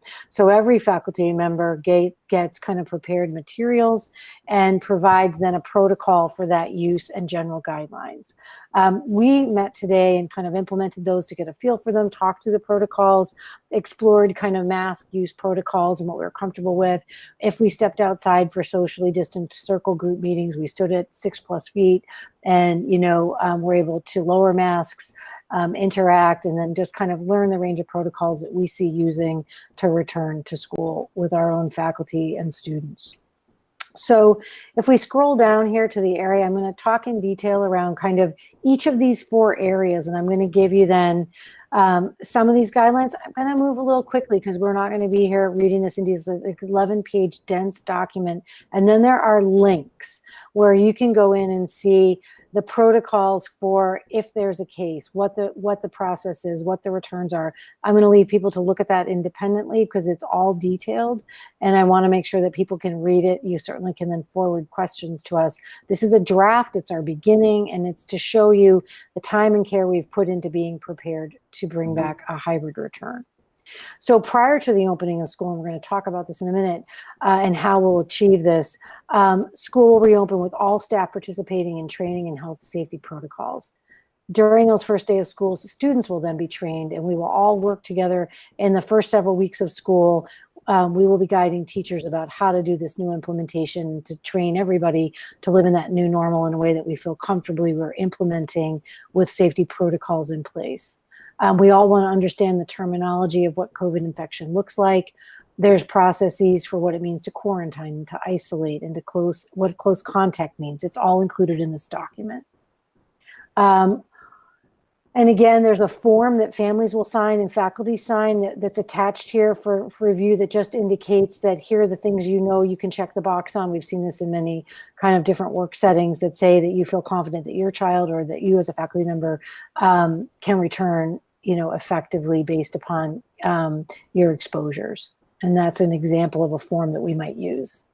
While specific protocols will vary at the building level based upon the need to be more granular in aspects of implementation, like which doors we close, which doors are open, down at that level, at the building level, there are some well kind of specified protocols that will be overarching, which is we will be evaluating symptoms. We will separate from others if there's a case. We will clean and disinfect spaces visited by the person. So you can see those protocols as well. So there's kind of overarching protocols and then detailed kind of drill down by building based upon you need a space where a faculty member or student goes if we have any concerns that they might be ill. And so, there's a whole separation protocol. It's all detailed in the additional document. Okay. If you scroll down to 6 and 7 there, that's the quick reference that I'm referring to. And it's not really quick. It's pretty in depth. And I'm going to let you look at those, but it outlines the protocols for each item of concern that the state has detailed, and then what our procedures are. And it also details Westborough's specific procedures in there. I'm going to give you one sample of where we varied because we looked at it up closely. We didn't just put the document in there and say we're going to do it. We've gone through it piece by piece, this safety committee. For example, one of the protocols is that the state guidelines say that if a student might be symptomatic and has been sent down and is in the isolation space and the nurse has seen them and they need to be sent home, maybe they've been exposed to someone at home, and so the protocol is you bring them down, they should go home. But if there was an at-home case and they might have had an exposure, it's not even confirmed. The guideline from the state is that as long as they wear a mask, they can remain in school. Westborough's preference is that student go down to the nurse, they go to the isolation, we gather them what they need to head home, and they head home. So we're using a dismissal procedure on those cases. So I feel like we've talked about, so for families and faculty, as you open that dense document in 6 and 7 there, and you look at those, we've really, the committee that worked on this went in depth. Judy Noonan, our nurse leader, a whole variety of people really looked at all of these protocols and validated, yes, we will implement these or we will modify them as such. And there's a table in there that lets you interact with the ways we're changing that. I'm going to keep moving a little bit here. Physical distancing. We will do all the things we said with regard to training, Visitors to school will not be permitted unless they have an appointment or it's urgent. We will be managing, limiting those entries. We have plans there for visitors and how we'll manage that. Personal protective gear, you've heard me say we will be providing to staff, and it says in the detail there what's being provided. Students are expected to come to school with a family purchased mask. We will have masks for backup. We will have masks on bus for backup. No student will enter the school without a mask. We fully expect that everything we've learned about the transmission of this is that really the highest, most well-controlled way to negate transmission is to wear a mask. And so our protocols look at a strong confidence that we can do pre-K to 22 for mask wearing. We have a lot of confidence in our ability to have our students work on that. We've seen that students as young as 3 that have interacted with us for different types of things, and some who've come in for up close one-to-one in our summer school are capable of really managing that. They might require more mask breaks, and we'll plan for that, but our protocol is stepping up the expectation that that is a core procedure, is our goal for opening. And then there's information in there that the face covering on the bus, and I've already mentioned that. And that even if you carpool or come on foot, you should be wearing a mask when you enter school grounds. Okay. Offices and work setup, the same, managing, giving our greeting staff either some type of a shield, a large shield, although we are not leveraging plexiglass because it is not fire coded for entrance into our buildings. So working collaboratively with the town, we're going more for the face shield work. We will have some selective use of screens, but they're not like heavily folding into the building until we are clear that they meet the protocols for safety for fire guidelines. Classroom setups as per DSC, we will hit the between 3 and 6 feet minimums. Student desks will be assigned and labeled, and teacher desks will have a minimum of 6 feet distance from the first student that they're designated to interact with. All those protocols are outlined, and I think speak to the level of detailed planning you've done. Common area setup, hallways, staircases, auditoriums, cafeterias. There's detailed protocols there for how we'll manage all those. Those become more individual by building, managing doors, managing entrance, all of that. And I'll leave that to both people to skim and look at so they understand it. Lunch protocols, cafeteria standards, all will be managed following, CDC guidelines and building-based implementation to safely allow students to have lunch and faculty to have lunch. Provide a breakfast program as a grab-and-go bag as needed so that we can meet the needs of what our families and faculty need. Nurses' offices have a much stricter protocol of gear, much more follows kind of almost hospital-based level of glove removal and swap out after every visit, all the protocols that kind of meet the hospital grade level of interaction and checkpoints for nurse safety protocols, an isolation room available, special ed guidance, all of those are all detailed. You'll see there's a couple that are still highlighted because the committee is still waiting. We're still waiting for some guidance protocols from the state, but we're also waiting to finish some more detail on those. Arrival and departure will be managed, and all of that's outlined. Minimum cohort switching when possible, pre-K to 3, they will remain in rooms and specialists will come to them so they're not moving through the hallways too much. A lot of limiting of movement. 4 to 6 remaining with their team or their classmates when possible, and 9 to 12 exploring scheduled transitions to limit students in the hallway, contact when feasible, and to kind of have reasonable limitations to the ways that we all have to interact. New habits will be formed with all of us working within age-appropriate guidelines. And then we have hygiene protocols that relate to hand washing. Those guidelines are outlined.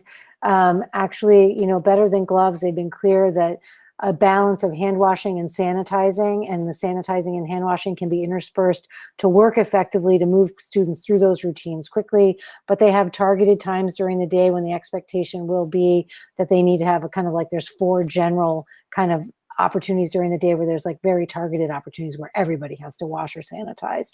And the protocols for that at a classroom level will be outlined based upon age and teacher and building level principals. Fountains will be closed. All that type of stuff is outlined. It's very detailed. You can look through it as a family and have a picture for what we're developing. Building ventilation, we have our HVAC systems are very well maintained. Bill Gabarino, I want to give a shout out to him and our Buildings and Grounds Committee. Steve Durrett as a school committee member who's always taking care of the ventilation, HVAC monitoring and his duties.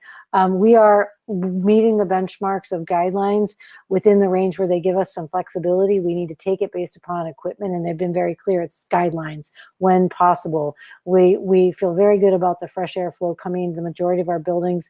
We will, in our final report, have for you just the benchmarks we're targeting for air circulation rotation that meets, I think the CDC expectations, as well as additional filters that our system can manage that meet the goals of the CDC as well. Cleaning and disinfecting, I'm not going to go into depth now. We do that very, very well. Bathrooms, fixtures, door handles, entry and exit touch points will be a high focus by our custodial teams. Restrooms, administrative offices, cafeteria areas, all managed by our custodial staff with a set of protocols. Again, we use that ionized mister, which kills a high rate of infection rate at night in rooms. We can run it between lunch cycles. We can, we can manage it as a tool and have a plan to do so. Other topics of importance, we're waiting on action on fine arts, athletics, transportation is in good place, but we need to finalize the splits of hybrid to check to make sure that our busing is working well. So that's a pretty in-depth report. And I think that if you utilize the links and you click on them, you're going to get a whole drill down into the procedures that give you a better picture, even at every level of implementation.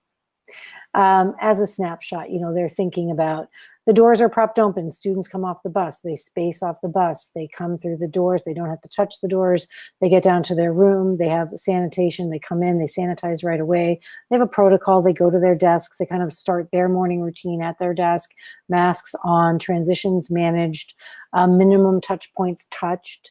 All of that's part of just kind of an implementation procedure that the planning teams are kind of wrapping their head around. And then the admin team drilling down really intensely to relieve that burden from teachers. They're thinking about instruction, putting that stuff back in front of them, saying, here's how we're going to run lunches. How does this look? Give us feedback. So that's kind of where we are in that type of planning. All right. I want to talk about two important things, and I'm wondering, you guys, given the time, and I worry about teachers backing out of the meeting maybe because it's late and they've got things to deal with, and families. I'd like to skip down and talk briefly, Kristen, if you'll allow, about Daycare Plan we have in place that I want to announce and think about for our faculty and some of our families, and then also the schedule calendar. Then we can go back and open up conversation on all of that. And then doing Yes. special education, its content is there, but I think right now for the urgency of timing, I would direct us, Kristen, that feels the best plan. Yeah, that does feel like the best plan is not to minimize at all the special education services that we will work to provide in our school district and that we will do. And there's a huge section on that with links. And so I encourage families to look at that planning as well. But I do think we need to look at calendar decisions, supporting childcare, because that's really going to help inform parents in making their decisions. Right. So let's talk to that. So let's talk to that. And I also think that the depth of discussion that we're going to have is one piece of this, but people need to look at the document and interact with it. You're going to get email, and that's going to guide the best conversations we have. So if we come down to two things, in order to continue to support this planning model, and looking at the feedback that we have received from faculty and families, trying to look at picturing their lives as they enter into return to the school year, both as faculty and as parents, and then also as parents and as working people. So, all of these pieces together. We have made some organizational decisions to support faculty, staff, and families. And importantly, for us, we have planned the calendar such that Monday, August 31st through Friday, September 4th will be faculty and staff days. So students will return for the first day of the start of the hybrid rotation on Tuesday, September 8th. That gives us a week of interactive training. And the way it's going to break out is first several days is all about taking care of our staff, bringing them in, letting them see each other, setting up our meeting structures, letting them experience protocols, letting them get into their spaces, taking care of their needs intensively across the first 3 days. And then part of that third day and into days 4 and 5, thinking about how we then care and re-enter with our students. And so you need a week to do that, because we have to start with our faculty first.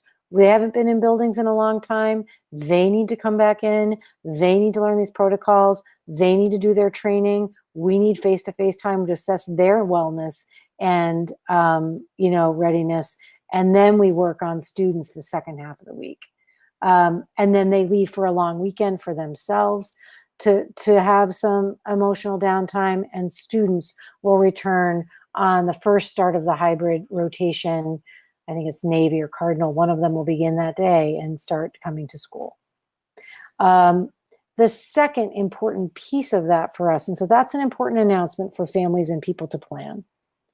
The second announcement is that one of the pieces that we've really been trying to work on considering, and we will discuss the contract for this in executive session, and I hope to finalize it with you tonight, is that Westborough Community Education, it has very much really stepped up, and that program is finalizing a contract right now to lease a large local space that will allow for us to safely care for 250 students, to provide a program that will run Monday through Friday, 7:30 to 4, for students in grades K to 6, with a 4-year-old allowable program for faculty members' children.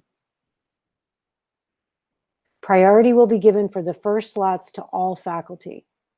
This is to provide reassurance to our staff that they can focus on Westborough children, because we're going to take care of their children. And on the days when their children might well be in a hybrid model in another community that doesn't match theirs, and they need appropriate coverage in order to come and focus on a hybrid model of instruction, we will provide childcare for them in a setting that's very cost effective for them, and allow them the priority to know that their children are in a setting that's a very well structured, spaced, well-managed setting with an exciting opportunity for quality coverage for children, where they can get support on completing their schoolwork day and enjoying some socially distanced events and activities until they are picked up at 4 by their parents. Any spaces of that 250 that are not accessed by faculty will be made available to our Westborough residents who need support for the AB rotation of the Navy Cardinal design.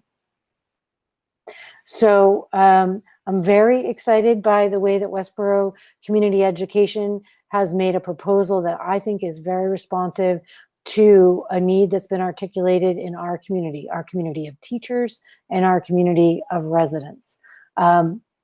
So I think there's pieces around that where there's two things that if that perked people's ears and they're listening.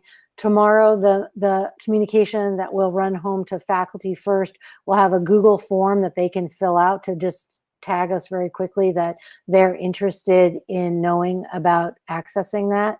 And we'll share with them a snapshot on the finances and how affordable we've been able to make that in collaborating with community ed.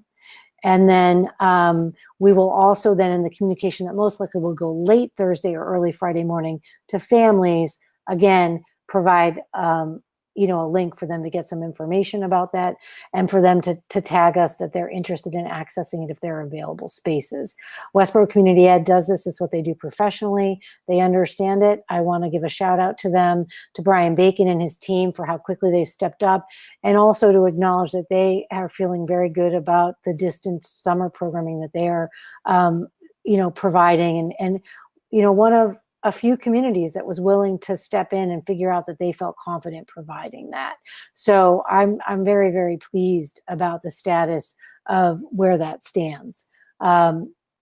So we're going to move in when we're done to executive session to discuss that contract. Brian's very anxious to hear, hopefully, your validation that we can move forward with that, and I can go into the details. Irene's got that contract for you to look at. There's very few spaces that I would be comfortable accommodating such a model. And in order for us to get the space that I want to present to you, I think it's really important that we move quickly. Lastly, I want to acknowledge two other things before we slip back to the conversation of the other things you want to open up. We've also been actively communicating with other districts at a very high level, and we know that there's other planning pieces that we need to face, and we're going to continue to collaborate with them. There's a couple key details, though, that I really want to be clear about. We know we need to release the Cardinal and Navy cohort delineation. We're working on that quickly. I don't think that's more than, several days. I don't want to pull it back. I don't want to give it and then pull it back because we did something wrong. We really need to run that through the cycles to look at how it impacts all the levels of schooling and busing and everything. And I think we're really close. In order for everyone to help us with that, parents are going to need to fill out some information for us around their thinking. And then I'll talk about that in just a second. The standalone remote still needs to be finalized. Transportation details, just really on numbers and implementation. I feel very good about where they are in their planning for masks, cleaning between runs, and properly managed protocols that are going to be running, I think, again, statewide practically.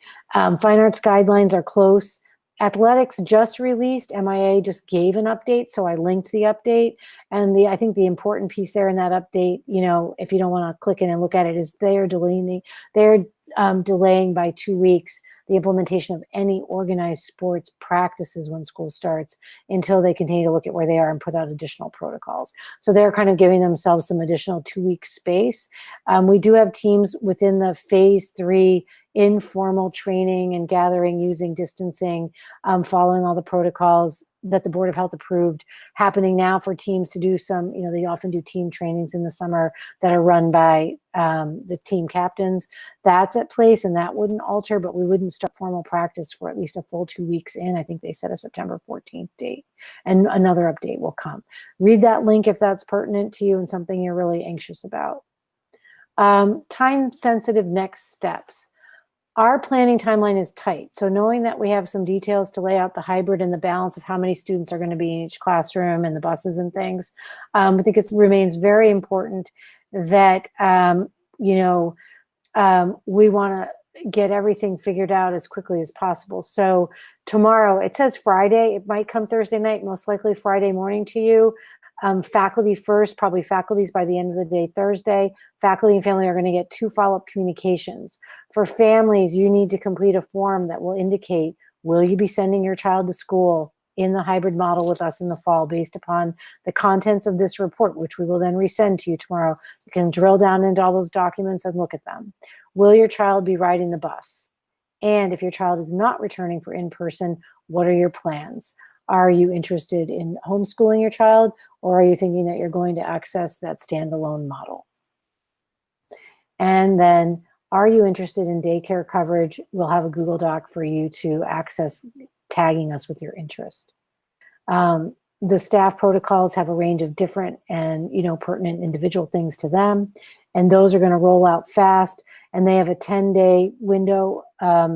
August 3rd to hear from faculty, like a 10-day opportunity, and working with labor board to kind of look at details we need to help plan. And then for families, we're thinking August 7th, we give them that little extra week to make decisions based upon, continuing information. So those are the big pieces, and I wanted to make sure we presented those in a big overview before we got down into kind of conversation and questions. So as of this moment, you're hearing in front of you as a committee the core components of the proposal that is our draft starting place for entering back to school in the fall. So I would turn it back to you, Kristen, and just kind of get back into the rhythm of guidance. And I do want to make one last comment on SPED, such that I would feel incredibly remiss if I didn't speak to it, and Daniel can walk you through it. But importantly, we've been in a lot of contact with our most intensive SPED families through summer programming, both online and in person. I shared data with you on their shout outs around the percentages of satisfaction, which look very, very good. We will have lots of personal, individual, IEP, one-to-one conversations with liaisons and families at a very personal level for special education to make sure that those families are getting the context they need. We will also be translating these documents.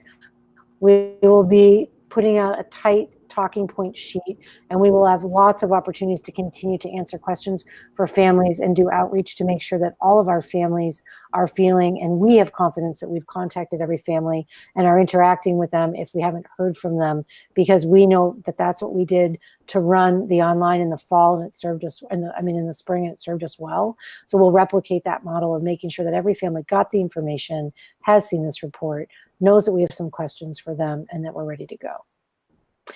So I'm going to let Daniel make any additional comments he wants on SPED, and then we'll go back to final discussion questions. I think you represented it well. There is,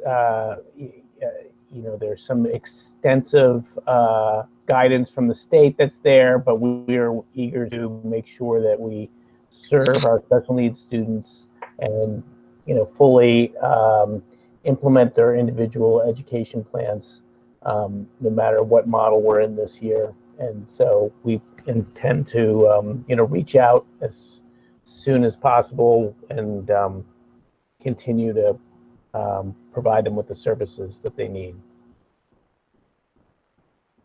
So thank you.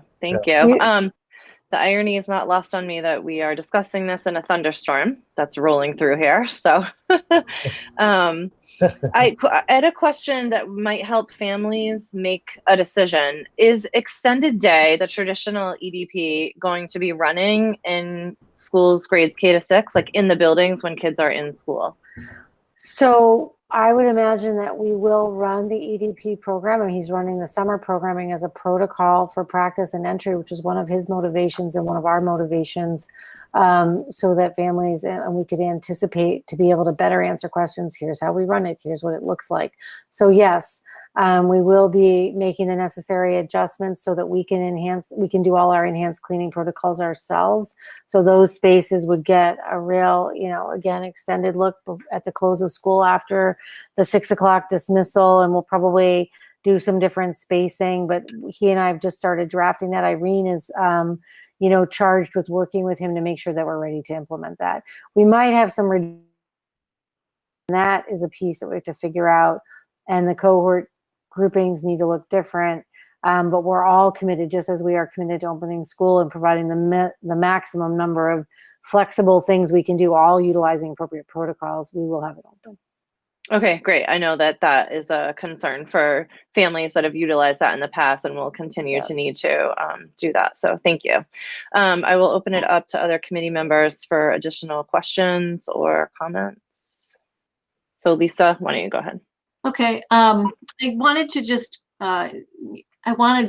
comment that we're asking our teachers to do an awful lot, and I appreciate that there's this potential space for their children. I think it's really such a necessity, but at the same time, to recognize that half day, even though we mentioned pedagogy, we didn't really describe what that meant, even though you were describing, how remote learning was different. So pedagogy is the method of teaching, and the way that remote learning is changing the way that teachers teach. That half day on the Friday is what we heard all last spring, was that the excessive amount of needing to plan for remote learning was necessary. But now, instead of, now we recognize completely, as it states in the beginning of the report, that the need for collaboration and the need to think differently with remote learning, that was really emphasized in the report that you haven't seen yet. And I just wanted to reiterate it because it's going to help the process to have that half Friday for those teachers.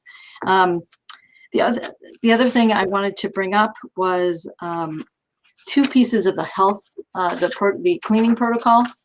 One is about the HVAC system. One of the greatest concerns that I hear from teachers is about the ventilation. And I know it goes into detail about the cleaning protocols and training, but the one thing that I wondered about was, will each classroom have its vents cleaned? Will there be a protocol put in place on a regular basis for cleaning out the vents in our buildings?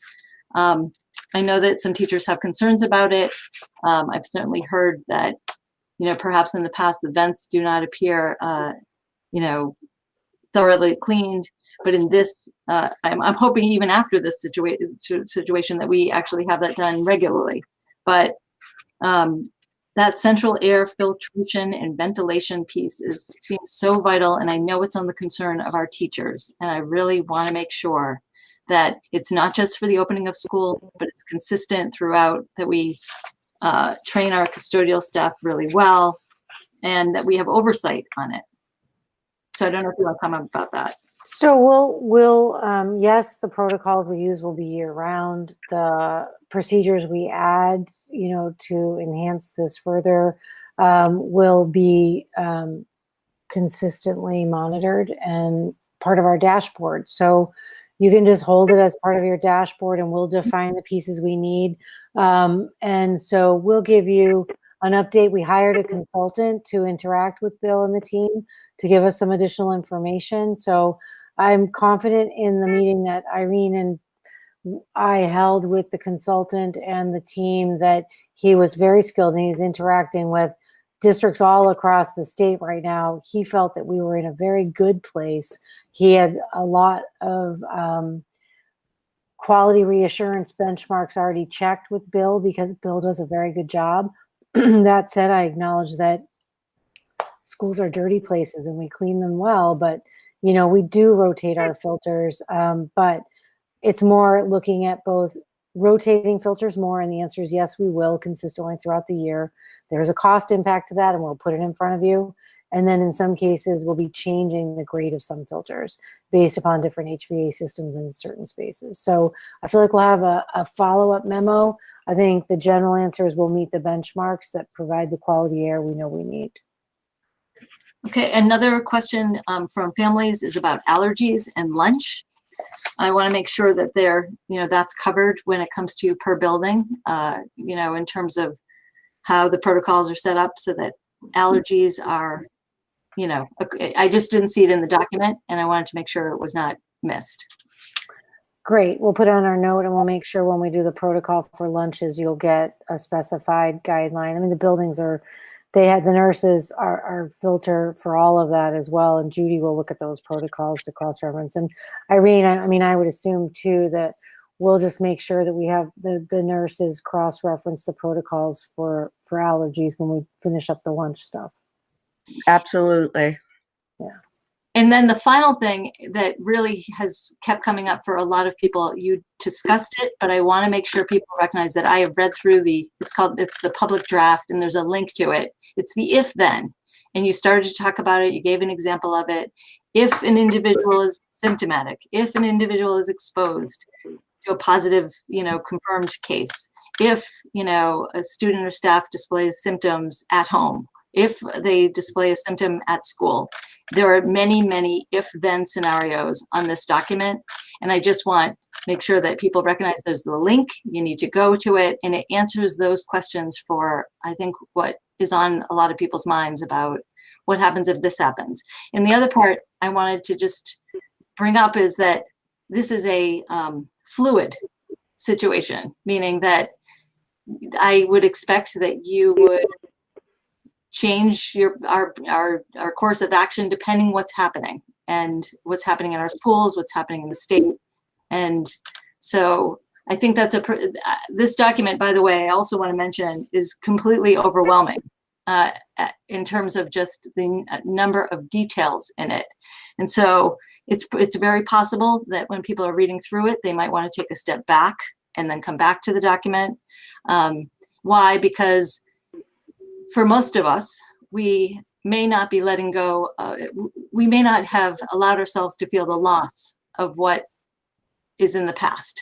And so trying to create a new vision for what schools will look like now, it's sort of getting your head wrapped around this new way of being.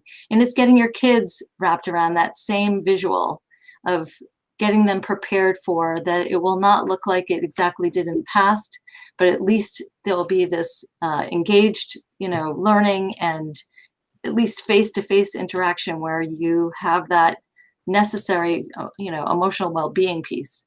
So just wanted to put that out there. I think that there's a lot of details that will answer a lot of questions for a lot of people. So thank you so much for the teams that put this into place. It's extraordinary.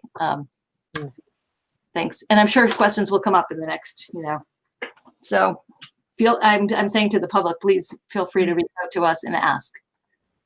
Thank you, Lisa. Steve, and then we'll do Sarah and Raghu. So we'll kind of just go in that order if you have questions. So Steve, why don't you go ahead if you have questions or comments? I have a couple of comments. It's amazing how much information is in there. Obviously, you couldn't answer every question because you can't think of everyone, but I think many of the things that I was concerned about when I made my comment earlier at least have the beginning of the answer, if not the whole answer. So I think that's quite impressive to me.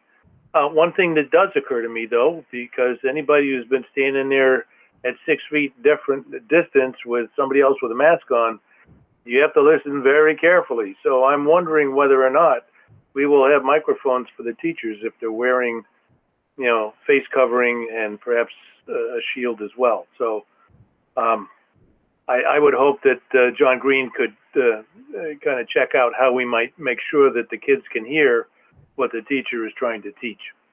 No, that's a great point. It's interesting. And Daniel, we should make a note about that. Just like, this is how we've been doing this, guys. Oh, that's an idea. We got to work on it.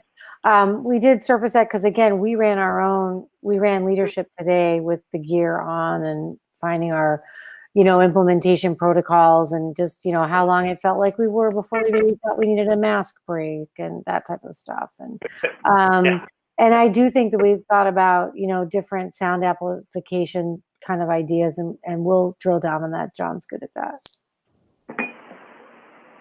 That's it for me. Thanks, Steve. Go ahead, Sarah. Thank you. I always just like to start by thanking everyone that worked extensively on the support, the people that stepped up to be on the committee. Appreciate all your time and thoughtfulness. And like Steve said, and Amber just said, you think of questions as you go along and write them down and move on. So thanks for using the survey data, your thoughtfulness, based on research. Always appreciate Daniel's research. Very good articles. If anyone even gets those articles when they're done reading the safety requirements. I did write down a list of questions. I crossed off half of them because you answered some, and the rest I thought we could all just email to Kristen, because that's what we do when we see these reports, and then spend the next, like you keep saying, time sending in your questions, your thoughts to us. So and to Amber and to Kristen and everyone. So feel free to do that, everyone. I do have I actually piggyback on Kristen's EDP question. At the after school, maybe that would be something we'd put in the survey as well. Like, would you be utilizing the regular after school EDP just to get a gauge of numbers? Or maybe Brian can email the people that have used that service before just to see numbers on that. Maybe also putting this whole report on the website as we usually do. Also, other members of the community are very interested in what's happening in the schools too, so that would be helpful to them. And I'm assuming that we're going to have, I saw you on the Board of Health last night. I'm assuming we're going to have this all reviewed by the Board of Health as well. Our Board of Health, that's a point. So, because we can use their expertise to think of other things that we haven't even thought of. And then I guess I'd be remiss if I didn't mention fail specifically just because of the construction. And I know they don't have an HVAC system over there, just like airflow and circulation there, and the windows being open with the dust. Versus windows being closed and things like that. I'm sure you've covered that with Mary Ann, but I just wanted to touch on that a bit. So they do have so I just don't want us to leave here with we do have a functioning HVAC system. The air circulation system that fails is actually very functional. And Steve can speak to some of the years of replacement and items we did. Remember, when we submitted for getting fails done, the protocols on the level of strong systems that had been kept well maintained at fails came through very well. I think that certainly construction had layers of things around opening windows, but the majority of our protocols are around increasing circulation, utilizing the HVAC system because it filters air as opposed to just always opening windows. And I think there's some balance there. So I think people will know that we are studying those protocols, looking at what the consultants are saying to create the appropriate balance of comfort, noise, allergens from outside, and fresh air cycling. So again, I think people need to know that there's a lot of people that have expertise that are leaning in and looking at that, and we'll create something that gives us, by building, modified as needed to provide the best possible circumstance in each building. Okay. One of the good things about where the project is right now, the excavation is complete. As I said earlier in the meeting, that the backfilling of the new building is occurring, and so there'll be a time not too long from now where we can stabilize the pile that has to remain in order to backfill the old school when it's demolished. But we can basically encapsulate it so that in fact there won't be dust and it won't blow around. So I'll bring that up at the next construction meeting to see if we can get people started to think about doing that. Mm-hmm. Okay, thank you. I think that was all my questions. So like I said, we can just email all the rest of them to Kristen. Sure, I'll take them. I don't promise to answer them all, but I'll take them. And then certainly there's an escalation on filter turnover. I mean, we do it anyways, more than what's required, but we're going to upkick that. So Yeah. just so it's reassured that that's happening. And then we'll track all of that for COVID reimbursement at any potential level through the CARES grant, and anything FEMA will allow. FEMA relates more to PPE. And then we'll see, based upon the implementation cost of the standalone model, how we utilize that additional funding in that last grant that she said that from the Baker Polito administration, which would really help us to try to fund some of that and some other types of planning gaps. All right. Thank you. I just want to see if Raghu had anything that he wanted to ask or comment on. Yeah, I just thanks, Kristen. I just had a quick comment where I'm more concerned about. I mean, amongst some of my concerns was the cafeteria area. So it's very hard to control kids, even though we set up protocols and say sit 6 feet apart and wear masks. I mean, especially eating lunch, they won't be. So I was thinking, if we have a box lunch that they can carry back to the classroom and be under the supervision of the teacher, I know they would miss that time socializing, but that's the exact point, right? We need to stop those socializing. Well, we need to help them socialize with a new normal. But to just comment, Raghu, the protocols that are outlined do require the same 6-foot distancing to eat without a face mask. And so the principals and custodial team have already mapped out the cafeteria and other working spaces and thought about each of their lunch rotations. And there is a protocol by which some students remain in the classroom and eat. Some could rotate to the cafeteria or other large open spaces that we use to provide that lunch break, monitored by appropriate staff or faculty or whoever. But we also then rotate all of our paraeducators, other people. We have neonates that work already to help with lunches, as well as then, faculty who do some lunch coverages at times, but all of that against their need to take a break and have their own lunch. So all of that gets mapped out into the socially distanced work. And then I think you'll hear from a lot of teachers in planning, just as one thing we haven't mentioned at all, a lot of planning to get kids outside through the fall and do a lot of outdoor work. Both for wellness classes, but also for outdoor conversation and for larger circle groups and, picnic outside. Like those types of things are all part of what teachers are thinking around leveraging September and October, when the weather tends to be absolutely beautiful in New England, to leverage that to do spacing and appropriate social mask-free gathering.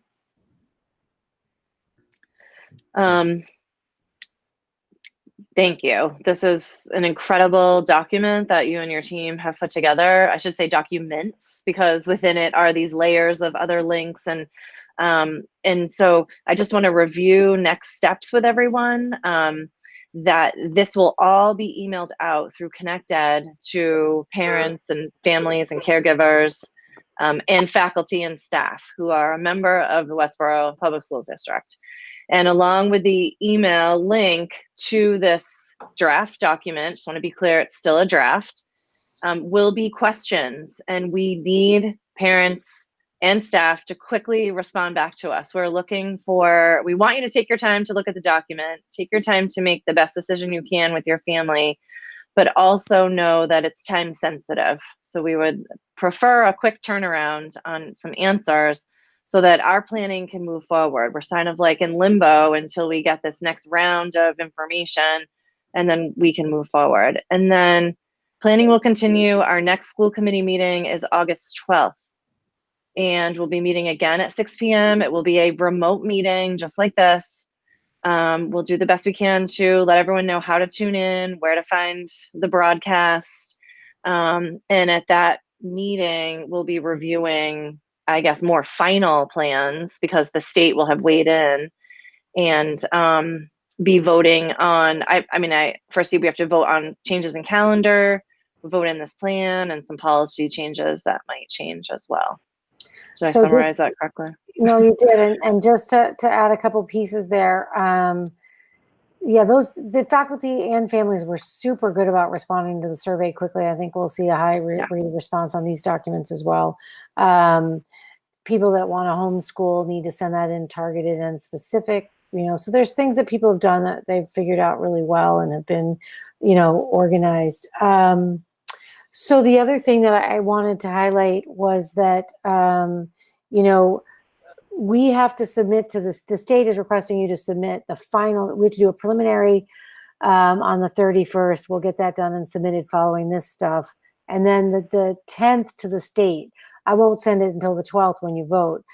So the document will be really finished. It's literally going to have to be ready to go into the state, and you'll be reacting to it and, kind of giving us the final approval on that. And I'll submit to the state late until you have an opportunity to vote. That'll be, we'll just have to wait. They won't have looked at all of them yet, I don't think. And then the other piece is I want to talk with Kristen about it. And Kristen, we can talk about this after this meeting, but I also think we can provide some, Zoom meetings of coffee conversation where one school committee member we can make ourselves available to talk to people that want to come to a meeting and sign on to come and ask questions.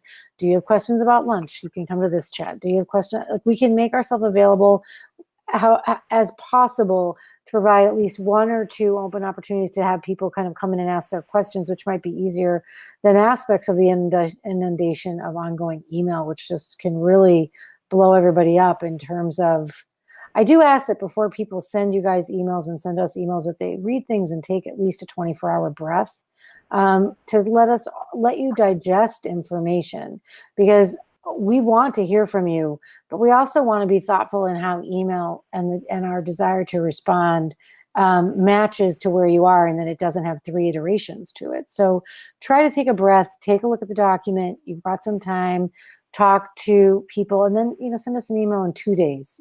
Give us the time to then think about, we will have a chance to say, we can do another open call meeting like this, and people can sign up and we'll send them a link and they can come on. People do large group. The commissioner does, 200 group Zoom meetings. They're not open conversation. They're submit your chat and we answer it. So it's a controlled, well-managed way to hear from large numbers of people. I'm not opposed to that. Kristen, why don't you and I talk about it and come up with some ideas? We want people to know that we understand your questions. And I think this document is fairly comprehensive, but we will try to find ways to support your needs within an appropriate way that we can manage it. We have a lot of moving pieces to get nailed down here.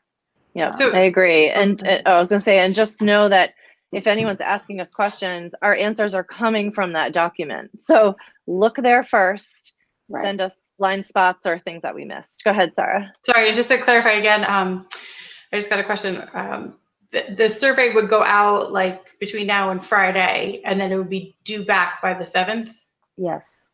That's what I heard. Okay. Thank you. Yeah, I mean, the one that I want from staff, I think the labor board group email that we'll put out with some links for things. I mean, my priority is get that link to staff that will say, are you interested in the daycare? And it's a Google form, you guys, that people can give us feedback on really quickly. And your priority, I have a lot of confidence that those 250 slots will meet our needs for all faculty that want to access it for K-6 and 4-year-olds specific to faculty only. And so, yes, that will go out. I'm hoping to get back from staff by the 3rd because I want to use it to leverage the next tier of decisions. But again, all that's being done collaboratively with that subcommittee with Labor Board, which Lisa's on, and Bill and Eric and all this team of people coming together to say, what are staff telling us? How can we do this work? You know, I'm sure that they'll all get questions as well. And that's good because then we use those to leverage just improving our planning. And, you know, so that will all be done by Friday. So, all right. Thank you, everyone. Keeping an eye on the time. I know we're all facing difficult decisions, and so keep your eyes out for that email, and let's just continue to support each other as we navigate our time moving forward together.